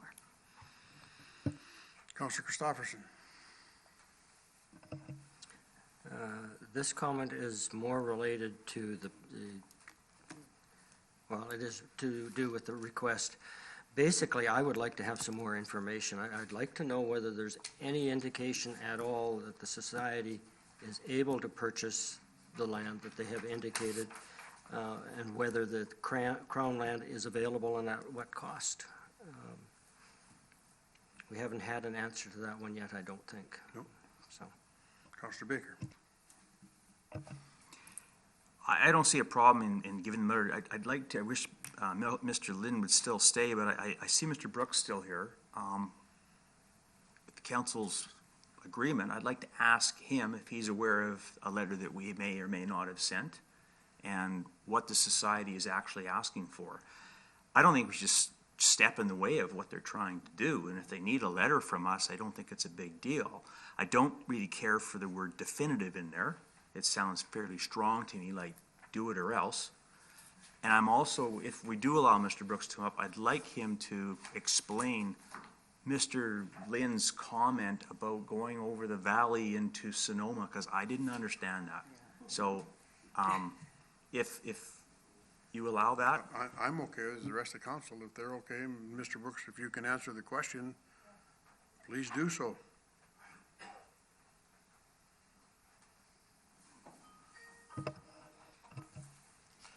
Yeah, I'm aware of the letter that they first got. Was actually a letter just from one of the, I guess the executives or people in the city department. But it does say support in principle. It doesn't actually say that we support, it just says we support in principle what is being done. And I think that was kind of what they wanted to get rid of, was more like we support it, you know, and let's carry on with what we have to be done. I'm not sure about Malcolm's comment. He wrote that himself. He's a bit of a sort of an excited fellow sometimes, so I'm not sure what he meant by that, unfortunately. And the other question was? That was the two questions, so I really, what I'm asking for, actually, what you're looking for in this yeah. letter. I think it's more or less just a letter that says the City of Merritt supports what the Agricultural Society is trying to do, or the Agri-Park Society is trying to do. You know, barely even a paragraph from what I understand. Yeah. Thank you. Okay. Can I mention one more thing? Because I noticed you talked about the in-kind. I think there might be a bit of a misunderstanding there. I think the in-kind is, we're more or less asking, is the city willing to help us? Like if the society comes to the city and says, hey, can we hire you guys to do engineering or help us with some of the planning that's available?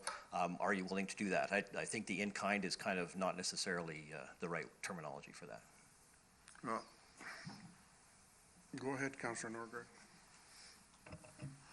I was just curious, Mr. Smith, is the city allowed to do something like that under the community charter? Your Worship, through to Councillor Norgaard, the community charter has fairly clear provisions about providing assistance to business, and so there's really very little that the city can do in terms of offering its service. You know,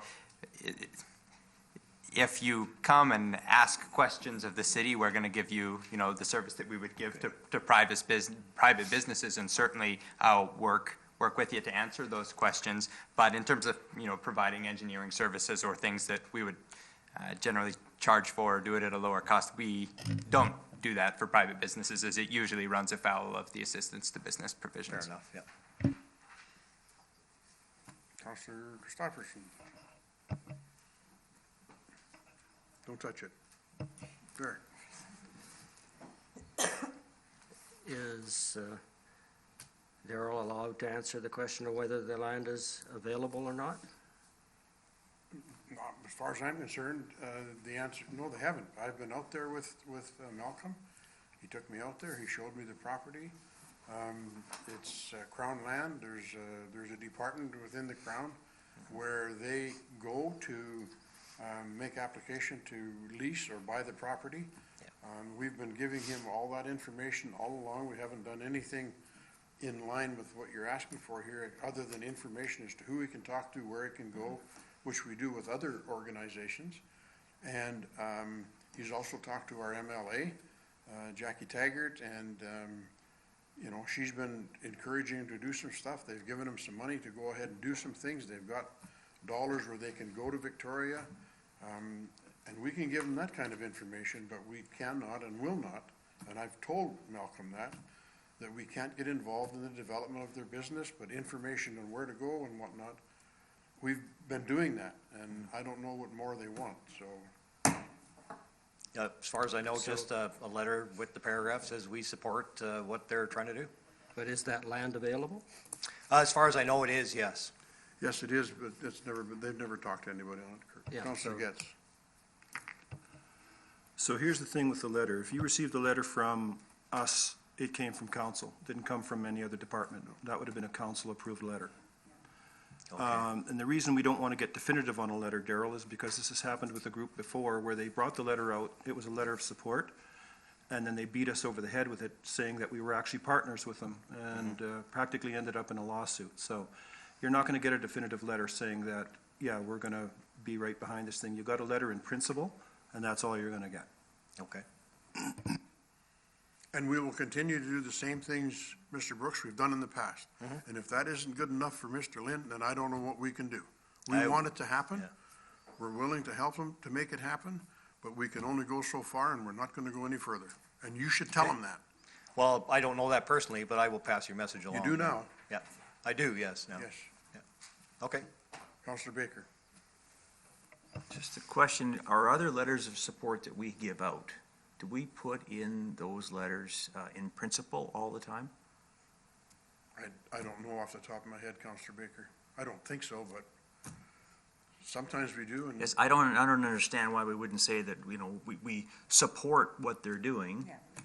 If we need to take that word out to make them it all means the same to me. I don't know about lawsuits and stuff. Well, you know I know what? what you're getting at, as Councilor Getz. Let's dig the letter out. My suggestion would be, let's defer this to the next meeting, and we'll get the letter, we'll find out exactly what it says, and we'll go from there. Or just give them another one. It's not the end of the world. No, that's right, we can do that, but we're not going to give it on this basis. So a motion to defer would be in order. Sean? The other thing that we could do is if the problem is that it came from staff instead of council, I could, if your worship allowed it, I could just dig up the original resolution and provide that, because if that was attached with the letter showing that it did in fact come from council as a whole, that may resolve the issue. That's what I'm saying. Find the letter, and it might say exactly that we are there to support them, and we are, but we're not going to word a letter as this is worded. And we'll get back to you. We'll let you know, Mr. Brooks, what that letter says. Yeah, I'm totally okay with that. If it just needs a little bit of rewording, that's fine. Yeah. Yep. Yeah. Okay, thank you. So the motion to defer, all those in favor signify. Opposed, carried, and so ordered. Thank you. 6.5, application for development variance DVP 2017-03 to 2775 Clapperton Avenue. Planning and Development Services Manager, February 16, 2018. Report file 3090 and DVP 2017-03. Recommendation that council direct staff to issue development variance permit application DVP 2017-03 for 2772 Clapperton Avenue. Seconder? Moved and seconded. Discussion. Councillor Prowal. Thank you, Your Worship. I'd like to know if, when we discussed this, we had requested that the handicap parking not be reduced. And I just wondered if there'd been any discussion on that. If I remember right, what did we decide? Pardon? It has been done. It has been done. Okay, thank you. Councillor Brown. I just like the idea that we are adding a few more housing, what do you call them? A few more houses, a few more places for our residents. I think we are really short on housing, and I think this will add to a bit of the housing crisis that we have here. So I'm going to vote in favor of it. Thank you. Any further discussion? All those in favor signify. Opposed? Carried and so ordered. Point 7, bylaws. 7.1, application to rezone 1330 Pine Street from agriculture AR1 to intensive residential R9. Planning and Development Services Manager, January 30th, 2017 report. File RZ 201602 and 3900.2187. Recommendation that council advances application RZ 2016-02 to amend zoning bylaw number 2187, 2015, and direct staff to prepare a draft amending bylaw for consideration of reading, schedule a public hearing, acquire the trail corridor via a statutory right-of-way to be registered on title, and advance the draft amending bylaw to final reading subsequent to receipt of documentation that 3 or of the 4 residences have been demolished. Whew. Motion? No motion. Carry on. 8.1, invitation to roundtable and feast, UBCM Regional Community to Community Forum Program, File 0270 and 1853. Recommendation that council direct staff to invite the 5 local band chiefs and councils to a roundtable discussion and feast with the City of Merritt Mayor and Council, and that council authorize staff to apply for available grant funding and make the necessary arrangements for the roundtable discussion and feast, with expenses to be paid from the council protocol and, if necessary, council contingency accounts. Moved and seconded. Discussion. Councilor Prowal. Thank you, Your Worship. I'm not sure that this is fair for the discussion, the feast, expense to be paid from the council protocol or the contingency. Like, is that fair to other groups that want to have something special? I'm just asking. Councilor Brown. I remember being at UBCM and having some kind of education session on this, and when we returned, we had said, and we had agreed as a group, that this was a fairly good thing to do, especially seeing as how we had grant dollars available. And I believe what this is saying, if it costs more than the grant that's available, we have a little bit of dollars into our council fund, and that's where the funds would come from. I will support this wholeheartedly. Councilor Baker. Yes, I was just wondering, first of all, how much it's going to cost before I go ahead and vote yes. I don't know if we know that for sure. But what I would like to do is we had a meeting with all the local bands about a year or so ago, and I thought it was an excellent meeting. First time it had been done here for many years. I don't particularly like the idea of people telling us, this is what we want you to do, and bring people in and everything else. I would like to get together again as a group like we did before. If we're gonna provide dinner, that's perfect, but to call this thing a big feast and all that, I don't know. The other thing I'd like to do is I'd like to put an invitation out to the bands that we're inviting to this, to see if, first of all, if they're even interested. Yeah, they are. If they are? Okay, because I didn't know. I wouldn't have got it started without that, Councilor Baker. I don't know that. There's nothing written in here to say that. So I would like to know how much before we go any further. I can't give you that answer, but it's not gonna, it's just gonna be, anyway, go ahead, Counselor Norgaard, I'll speak later. So, I mean, it's semantics. Traditionally, it's typically called a feast when you bring a whole bunch of people together to interact and share food with each other. We can change the name to dinner. It's not a big deal. It's semantics. It is what we kind of agreed to do around coming together and just talking to each other outside of formal meetings with huge, giant protocols. And the chiefs have asked for it. But not the way we did it last time. Last time, we invited the chiefs, and we all sat with them. We need to invite the chiefs and their councils in a government-to-government relationship. Great, thank you. Counselor Getz. So just some clarification, I'm assuming this is based on getting the grant? I'm wondering, because if the grant doesn't cover it, are we still gonna go ahead with it or not? I mean, just a little bit of clarification there. I didn't even know there was a grant out there. I was hoping that we would be able to do it. Sean sounds fairly, Sean Boven, our CAO, fairly positive that we can get that grant. And personally, I think if we can't, that we should do it anyway. Okay. But it's not based on getting the grant. No, well, I just wanted to know, because if you read this, it almost sounds like it's based on the grant with contingency money to cover any overages. So I just wanted to make sure. Thank you. Okay, thank you. Councillor Christopherson. Just want to reaffirm that this is another level of government to our level of government, and it's very suitable for council, mayor and council to meet with chiefs and council, and it's on an equal basis. Yes. So I will vote very much in favor of it. Okay. On Councillor Getz. I'm in favor of it as well, but I'd like to see an invitation one time where we go out there. Say that again? I'd like to see an invitation come from them sometime so we could go there. I have. No, but all of us. All of us, okay. Yeah. I mean, it's a two-way street, right? It'll probably happen, yeah. We've been invited. I'll give you a Councillor present if Baker. you give me one.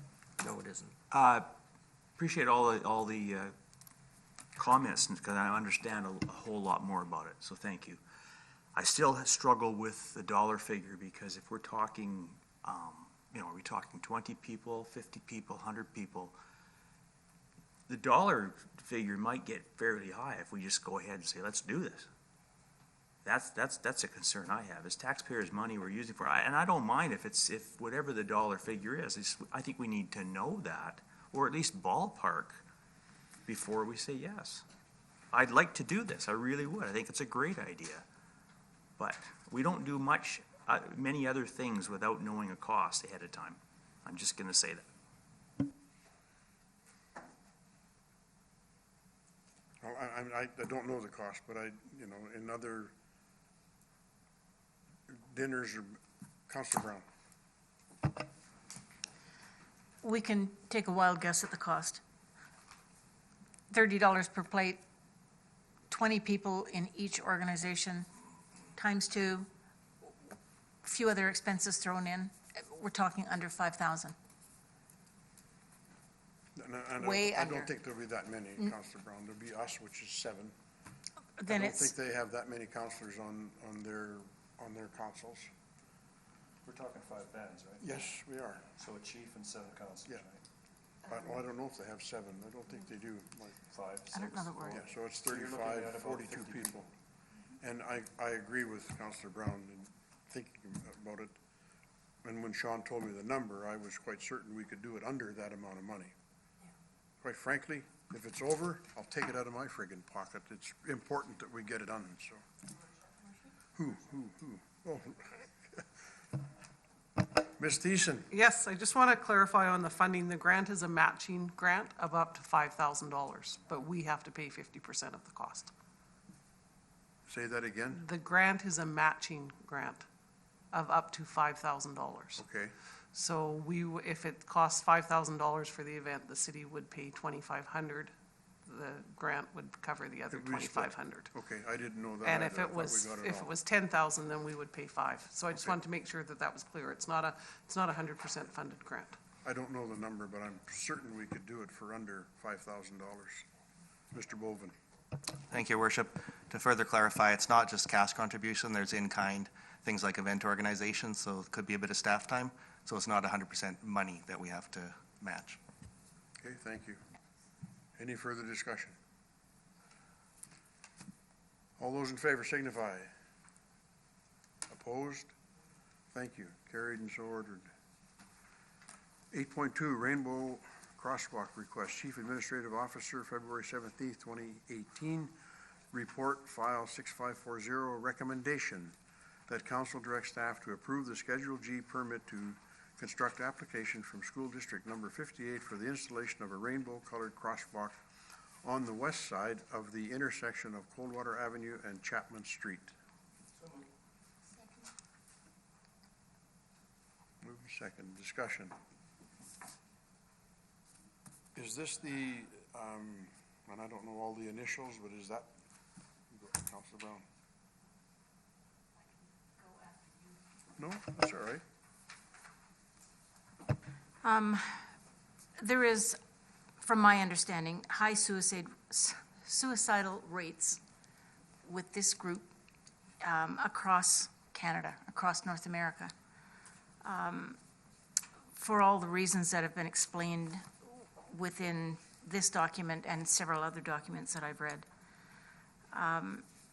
This is certainly not my lifestyle, nor do I propose to understand it or condone it, but I am prepared to accept the fact that the kids of the school think that this will be a way to show some type of inclusion to the ones that belong in that community. And I think that is a positive message that the kids are trying to create. It may create a lot more than just positive messages, but I think that's what the school community is trying to address. And I hope that that message says to the kids who are in the community, in that community, you're accepted, not because of your sexual orientation, but because of who you are, and you're loved by the community no matter what you do. And if that's the case, then I will support this without any problem whatsoever.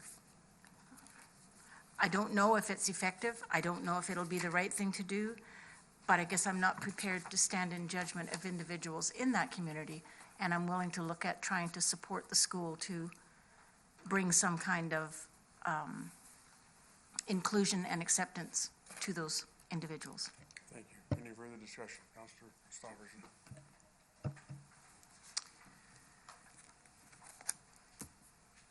If it gets done and painted in, who maintains it? School District 58. And is it done with, I mean, we've got our painted paving task next door. So would there be an agreement that the school board maintains this in perpetuity or for a length of time, or? Because we all know how long paint lasts in Merritt, that even when they use the latest technology and the best paint possible, it doesn't take very long before things get worn off. So I'll go along with that if, as long as we don't have to maintain it. I'm somewhat sympathetic, but I'm also wondering whether we're setting a precedent for every other group in town that wants to have a crosswalk painted. So I agree with Councillor Brown's comments. My concerns are more in the practical nature. Councilor Getz. So I believe, and correct me if I'm wrong, I do believe these will be painted by the kids themselves. Is this not what I've heard? Mr. Bowman? Thank you, Worship. Through to Councillor Getz. It's actually unlikely that it will be paint. It'll probably be thermoplastic and quite expensive, several $1,000s. So it would last 4 to 5 years and then need a reapplication, and the school district would be responsible for that. And have they agreed to that? That will be in the special conditions, the stipulations, that it'll make sure they know it's at their cost and their cost to maintain. Okay. So I just want to make a comment here that the colors in this rainbow really don't specify a lifestyle, it specifies inclusion of every person. The First Nations have the life wheel, the color wheel, practically the same colors in it. It's about inclusion no matter what you are or are not. And it's really, I know at some point in time it became the LGBTQ colors, but now it's the colors of all, and basically it is the colors of all, so not a problem to support it. Councillor Norgaard. So, thank you, Councillor Getz. A group of marginalized young people stepped forward bravely and asked us to include them and accept them and acknowledge them. And I'm grateful that the school district will be asked to maintain, but I would vote for this even if we had to maintain it ourselves. Any further comments? Well, I have trouble with it. And I understand and don't disagree with a lot of the comments this evening about the group. And all-inclusive. The concern is, what if the Merritt Centennials decided they wanted the crosswalk by the arena in red, white, and black? Rotary Club decided they wanted to have it over here going into Rotary Park, whatever their colors are. I'm a bit worried that it may open kind of a Pandora's box for us for something like this. So I don't support it. I can't support it. So, Councillor Baker? Well, it sounds like I'm Dave Downer tonight because I seem to be against most things, but I'm not really against this. But when in doing all the reading, I read things like it was in downtown locations. They were temporary. Some were installed for Pride Week. They were in LGBT neighborhoods, which I don't know if Merritt has one or not. I too have a little concern over where it is, because it doesn't sort of fit in with any of the pictures that we have been shown in downtown Vancouver, that kind of thing. And I'm also concerned with the same thing as you, is are we opening up something that we may not want to open up? And I understand the kids want it, or a certain group of kids want it, and I think it's great that they've done this, but I'm a little concerned looking forward what it may do. Thank you. Councillor Prowal? Thank you, Your Worship. I was a bit confused by this because I thought it was by the high school, but it's over by Diamond Vale. Well, that's what it shows on if you look on the map, Chapman and whatever. Chapman here, Chapman, and so here's Chapman. Oh, yeah, thank you. Chapman, yeah. Clarified. Yeah.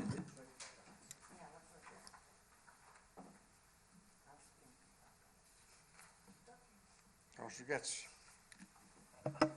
Well, Your Worship, I think you hit on a great idea. I would love to see the crosswalk right over here be red, white, red and black all the way through, and I'd love to see the Rotary colors down.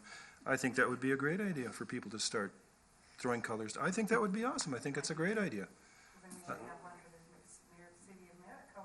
Well, why not? I mean, go to Vancouver. They're all over the place. I mean, I don't see anything wrong with that at all.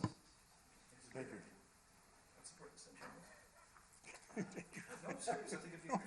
No, that's okay. Any further discussion? All those in favor signify. 1, 2, 3. Oh, well, hey, come on, you guys. I was gonna make another call, but that's all right. Okay, all those in favor signify. 1, 2, 3. Opposed? Motion's defeated. Okay. Excuse me. Yes. I have to declare a conflict. Oh, is this the one? Yeah. Okey dokey.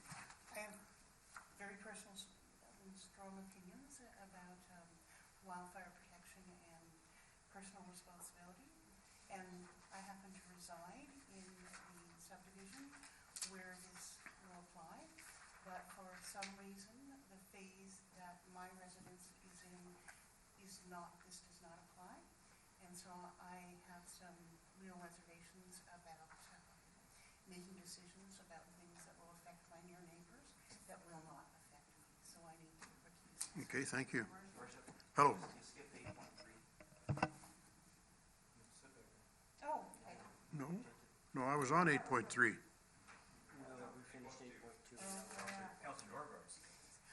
Okay, 8.2, we just finished it, right? No, this is 8.2. 8.2 is the award of the contract, Your Worship, for painting lines. Two line paintings back to back, so it makes it The one we just talked about was painting the crosswalk. It was the rainbow crosswalk. Right, and it got defeated. It got defeated.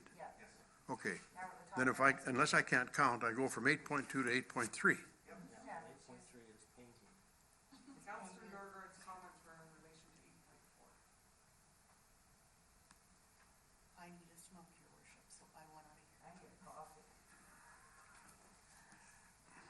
I did the same thing. I mixed them up, but this is just a contract for painting award. 8.3. Yeah. It's not the high school one. No, I know it isn't. I don't know what everybody's getting excited about. I haven't even started to read it yet. No, that was my fault, Your Worship. She butted in. I butted in. Well, you scared the shit out of me too. Sorry. I just thought, what did I do wrong here? Okay, so you can stay. Right, all right, let's deal with this. Ay, ay, ay, tabernacle, moji, Chris, ay, ay, ay, ay, ay. Okay, now, 8.3, 2018-2022 Painted Pavement Markings Tender Award, Chief Administrative Officer, February 17, 2018, file 5400. Recommendation that council awards the 2018-2022 Painted Pavement Markings Tender to Aardvark Pavement Marking Services in the amount of $43,501.55 for the 2018, $44,523.23 for 2019, and $45,547.20 for 2020, and $46,592.66 for 2021, and $47,641.43 for 2022, and that the mayor and corporate officer be authorized to execute the required documents. Thank you. Any discussion?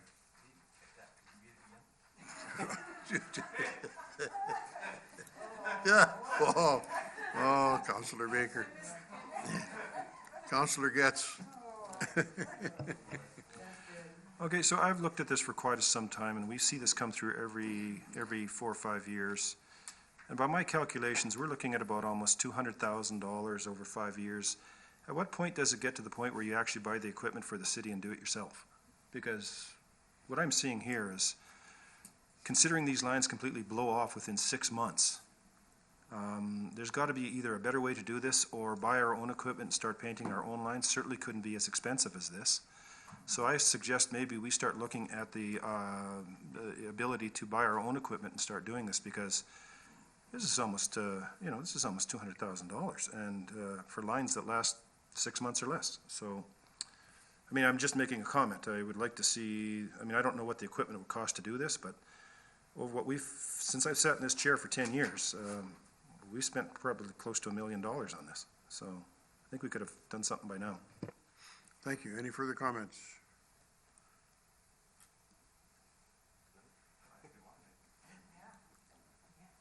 Councillor Christopherson. Can we have any clarification from our CAO? Sure. Thank you, Your Worship. Painted lines are an annual operating expense, so even if we had the equipment, we would still have to buy the paint, put the labor into it, maintain the equipment. So the cost is the cost, whether we do it or not. It's highly specialized work. It's done in often late night hours, early morning hours. And it's I guess it's a highly specialized piece of equipment that's used for a very short time of the year, meaning last year was a bad example, but the contractor should come in and within 3 to 4 days be done and then out, and they're taking that equipment to the next community, the next community, the next community.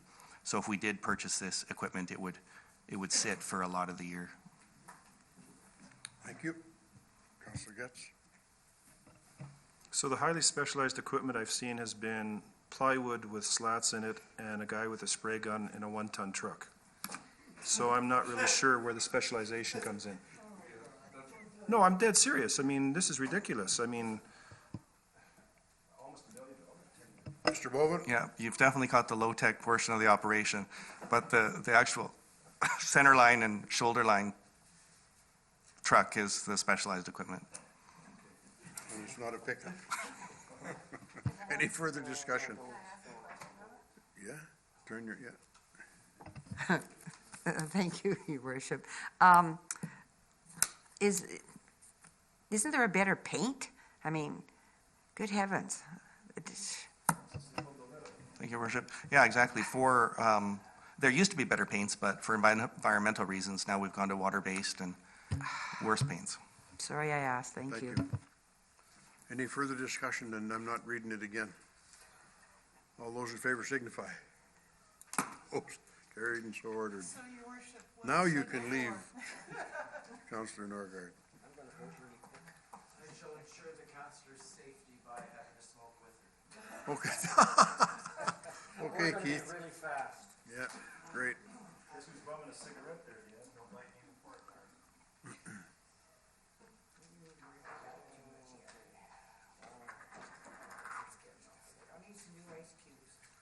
Okay, 8.4, Wildfire Interface Covenants, Merit Plateau Developments, Director of Corporate Services, February 21st, 2018 report. File, recommendation that council authorize staff to enter into wildlife interface covenants in the form of attached with any owners of property in Phase 2 and Phase 3 of the Merit Plateau Development who apply to the city for a building permit. Seconded, moved and seconded. Discussion? Councillor Brown. How does this happen? Can I ask Mr. Boven to give us an explanation as to what happened here? Through your worship, Councillor Brown, looks like back in 2007, was it, Sean, or 2008? Between 2000. Yeah, somewhere in between 2006, 2008, all this was agreed to, and just staff error didn't register the covenants on title. So that it's been done, but they just haven't been registered? They weren't registered at the time of subdivision or when they should have been registered. Yeah. Okay. So is it only a matter of registering them? That's all we have to do and is that a simple, easy process? No. Actually, Sean, you might be better off to deal with this. It's not super onerous. Yeah, the hard part is we have very little information going back, and so we suspect it was a staff error. I can't say that definitively. There may have been a decision that because, I mean, we had the wildfire threat assessment provided by the contractor in 2008. The area turned out to be a moderate fire risk, whereas it is identified in our OCP as being within the wildfire hazard development permit area. But it's possible that staff just thought maybe this isn't that big a risk and didn't require it. Maybe there was a bona fide reason for that. We just don't have any documentation for it. And so as far as the process that's required, we haven't, yeah, it's a matter of registering, but we have to actually get them to agree to it. And people generally don't want to voluntarily encumber their lands when they don't have to. And so what we can do is require them to enter into a development permit anytime they want to develop their lands, get a building permit, but that's really expensive and it's going to be onerous for the whatever owners end up applying. So what we're proposing is that we get blanket authority for any time somebody enters into a building permit here, that we just in advance of giving them that building permit, register this covenant on title. It's not a perfect fix, I'm not telling you it is, but it allows us to slowly start to address the issue, protects the city from a liability perspective, so. Okay, thank you. Any further discussion? All those in favor signify. Opposed? Carried and so ordered. Thank you. Any notices of motion? Yes, please, Bob.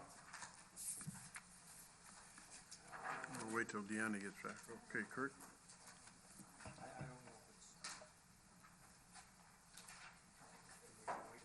Yeah.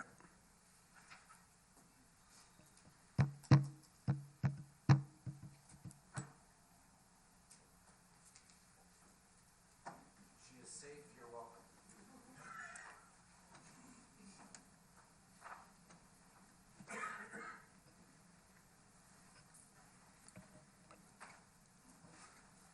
Okay, notices of motion, anyone?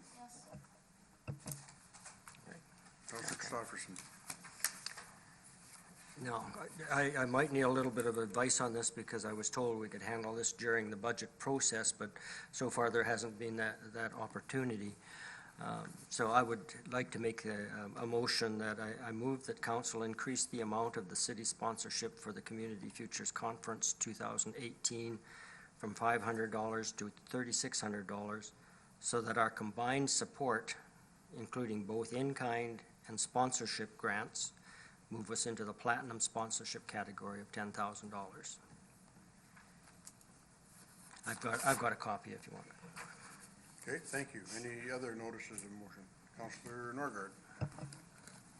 So, whereas a recent presentation to council indicated that one key to downtown revitalization is to create a pedestrian destination in the downtown functioning after 6 and on weekends, and whereas such a destination may require amendments to our current bylaws, therefore be it resolved that staff be directed to prepare a report for council on any amendments to our bylaws that may be required to close one downtown block to traffic 1 day a week from April to the end of October, and any amendments required to allow for buskers, artists, artisans, vendors, street cafes, and so on, and any associated costs to the city, such as setting up barricades, towing, traffic control, cleanup, and any other costs the staff can anticipate not mentioned herein. Thank you. Anything further? Okay, hearing none. We got a copy for Mr. Smith? Great, thank you. Reports from council. Councilor Norgaard. Thank you, because I forgot to turn my mic off. Okay, So, that's why I did it. on February 14th, I attended the Fraser Basin Council Flood Mitigation Meeting in Accountants with His Worship and Councillor Christopherson. A great meeting, and they have a RFP going out to hire someone to do some strategic planning around flood mitigation in the Thompson-Nicola watershed. So that'll be great for us because we don't have to pay for it. On February 15th, I attended a social planning working group to put together our presentation for the budget open house on the 20th. On February 17th, I attended Joyce Perry's Celebration of Life. As well as on that day, I attended the Chamber Gala, and it was a lovely evening. On February 20th, I had a meeting with Chief Shumahitsa about getting started on a project of getting detox and treatment here in the valley. And on February 20th, I attended the budget open house. February 22nd, I met with Meg, the librarian, about setting up a seed bank here in our library, both for conservation and for sharing of cultivars that actually make it in our valley. On February 24th, I was at the budget meeting with the rest of you. February 27th, today we met with Mr. George Abbott and Chief Chapman about wildfire mitigation and the flooding, and that was a very good meeting, and I believe they'll take some issues on up for us. I also attended today the committee as a whole meeting around downtown revitalization to watch the videos, and they're very good, but it's just a beginning one. And on February 28th, I'll be traveling with His Worship, Councillor Brown, and Councillor Christopherson to Victoria to meet with the Minister of Highways and the Minister of Justice, and we'll be meeting also with senior staff from the Ministry of Addictions and Mental Health, and Water Buddy. Thank you. Oh, no, got Water Buddy here. Where'd it go? Water Buddy. So, shut up. So, in January 2018, our daily average water usage was 1,164,537 gallons. That comes out to 163.12 gallons per person per day. And that's comparable to our 2017 January, which was 162.44. It's a little bit closer to our provincial average, but it's a tad over. Thank you. And with that, let's pour some gas on it. Councillor Getz. Thank you. So yes, let's do Gas Buddy. Merritt today, 118.9. Kelowna, 126.9. Vernon, exactly the same, 126.9. Kamloops, $1.08.9. Vancouver, 144.9 today, 151.9 tomorrow. Prince George, 109.4. World oil is 62.25. We expect gas prices to go up because Richmond is shutting their refinery down for some maintenance. And since we don't get most of our gas from there, it's probably going to affect us anyway. And now they're talking about summer gas again. So summer gas apparently is different than the gas we burn in the wintertime. And that just takes a little bit more money out of your pocket for a big load of BS is all it is. So that's where we are, and that's pretty much all that I was involved in. So thank you. Thank you. Councillor Brown. Well, I have no water stats, no gas stats, no air quality stats, none of the above. I was on vacation from January 24th to February 16th, and so I've come back to watching videos of those missed meetings. On February 6th, the budget discussion, and January 30th, the budget committee. Well, I guess there was also February 13th, a public meeting that I watched as well on video. So on February 17th, I went to the awards gala at the Chamber of Commerce, and that was well attended. It was a good awards night. 20th, budget open house. 21st, finance and audit committee. 24th, another budget committee. 27th, today, I also attended the George Abbott Floods and Fire Mitigation session, and I also watched the video, the Downtown Revitalization Series. I'm also going to the delegation to Victoria tomorrow with some colleagues already mentioned. And on Saturday, March 3rd, I want everyone to remember the Rotary Mini Golf at the Civic Center. Contact any Rotarian for tickets if you want to go. They're teams of 4, and the theme is Hawaiian. That's my report. Thank you. Councillor Christopherson.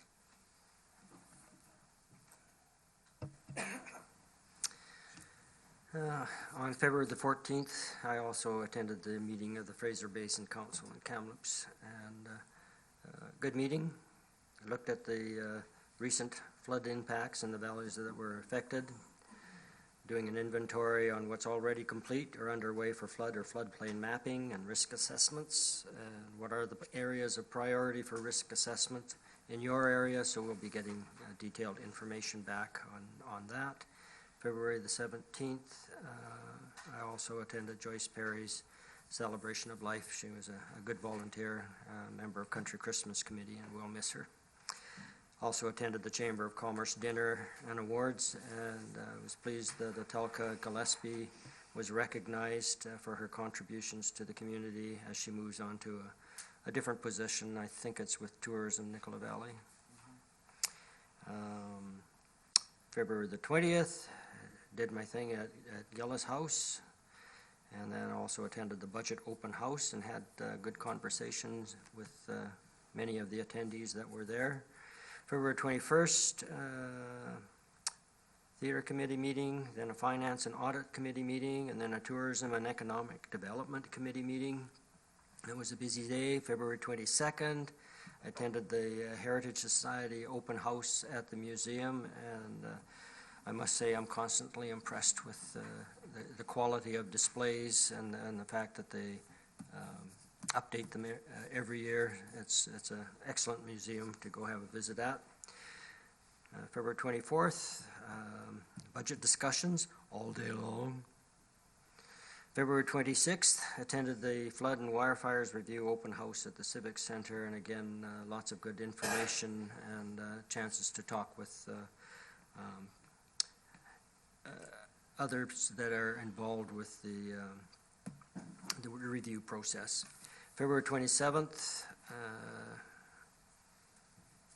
I was at the Resurgence of Downtown's Revitalization videos, and I believe it's an excellent opportunity for business owners and the community at large to examine options so that we can develop a vibrant city center. The next video in the series is March the 13th in council chambers from 2 to 3:30, and I would invite the public to consider joining us.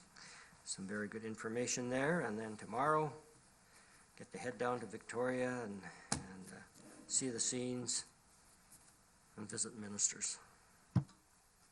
Thank you. Councillor Prowal.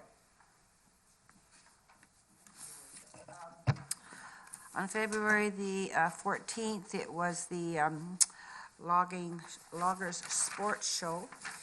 They'll be having an education day. Some of the other things to mention is the vendor forms are ready. The activities will be, that's being put on by the Laughing Loggers Show. They're going to add a show and shine. There's the kids games, which is provided by the Laughing Logger Show, which will be the Friday and the Saturday. The carvers, there is 6. They're all confirmed. 4 returning from last year, and there's 2 new ones. And the sponsorship is $4,000 per carver. And it's my understanding at this point that the sponsor gets to keep the statue. And the loggers ball, they're looking about maybe having it right at the, pardon me, I did that wrong. The sponsor gets to have a statue that they want. Okay, I said that wrong. And there's going to be Alex throwing. That was that day. And so on the 15th, I went to the Nicola Naturalist Society meeting, which was always entertaining. The 17th, again, I went to the Chamber Gala as well, and it was really good. On the 19th, went to the movie. This movie was quite rough. It was post-World War II, and the fact that the Germans lost and they weren't treated well at all. In fact, they were used as dummies to go down on the beaches and start looking for the landmines that they had put down. On the 20th was the budget meeting, and the 21st was the tourism and economic development meeting. 24th was budget meeting. 26th was the flood mitigation. I was into Merritt Dry Cleaning the other day and getting one of my coats done, and they said that the cost of delivery now is skyrocketed because they don't have Greyhound anymore, and they said it's really got expensive. And they were talking, you would know this one, the YAPP, Y-A-P-P website. It's USA, and they've been posting all kinds of stuff, and apparently they said it's extremely inaccurate. Different things that what's going on in Merritt on this YAPP site. the dates and the times and everything was wrong. So today I went up and I filled up with gas at the $1.16, and I looked over at the Chevron, and they had jumped up to $1.20, $1.26, just in the time that I had filled up from the $1.18 at another one. So, darn, it's gonna be expensive summer, I think. Who pinged her? Thank you. Councillor Baker. Thank you, Worship. On February 24th, I attended the budget meeting here. It was probably one, if not the best budget meeting presentation. Ms. Thiessen did an excellent job. So thank you very much. Staff has been well informed, answered questions immediately, did a great job, so thank you all. And this morning I attended Minister Abbott's meeting through telephone up in the conference room, and I appreciate letting you do that, so thank you. Thank you. I attended the Fraser Basin Council on the 14th as well.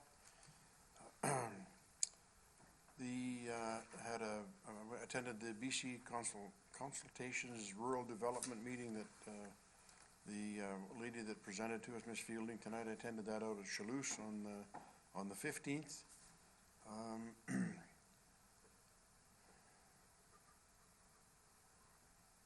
Chamber Gala on the 17th, which was very good, very interesting. We received an award for our years of service. Had a telephone conversation meeting with myself and Mr. Boven, again with Mr. Donaldson on the timber issues, which was a good meeting, and there was two other people on the line with them, Sean, Mr. Henneman, and I can't remember the other gentleman's name, but it was a good meeting. He said he would get back to us. I'm hoping, he said a couple of weeks, but I would hope that we would hear back from him sometime next week. So attended the annual general meeting of the Nicola Valley Search and Rescue on the 19th, budget meetings on the 20th, drop-in session on the 21st, which was a bit slow, but it was a good day. We had some good long discussions with a few people that did come in. It's always a good day for me. I really enjoy it. Finance and Audit Committee on the Wednesday as well. I attended the Nicola Valley Museum open house. It was very interesting, and they really do an excellent job there. They're getting better every year. On Friday, the 23rd,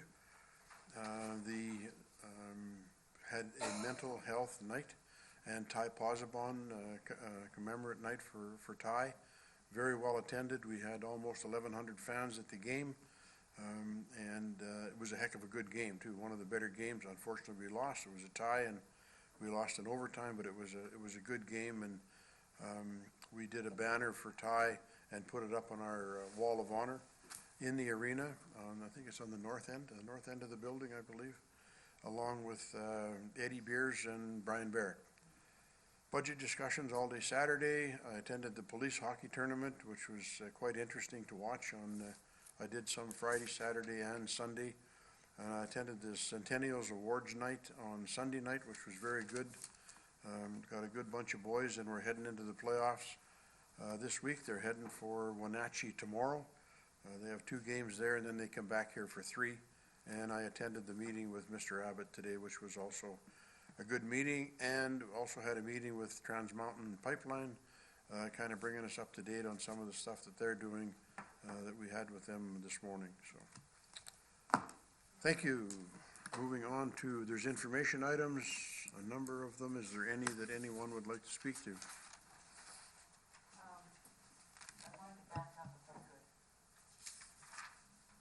I forgot something.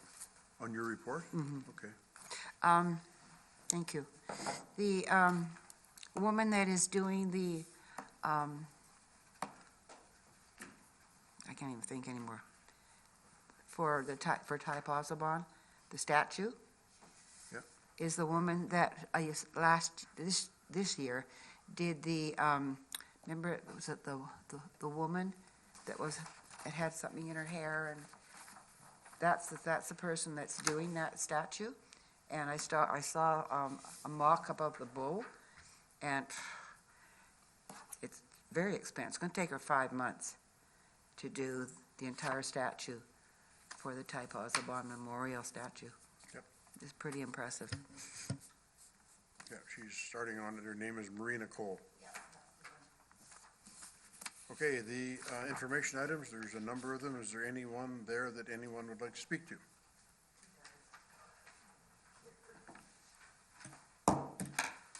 Terminate the meeting. Thank you, everyone. Thank you, those of you that had the patience to sit through this meeting this evening. It's very good. Some good discussion. Pardon?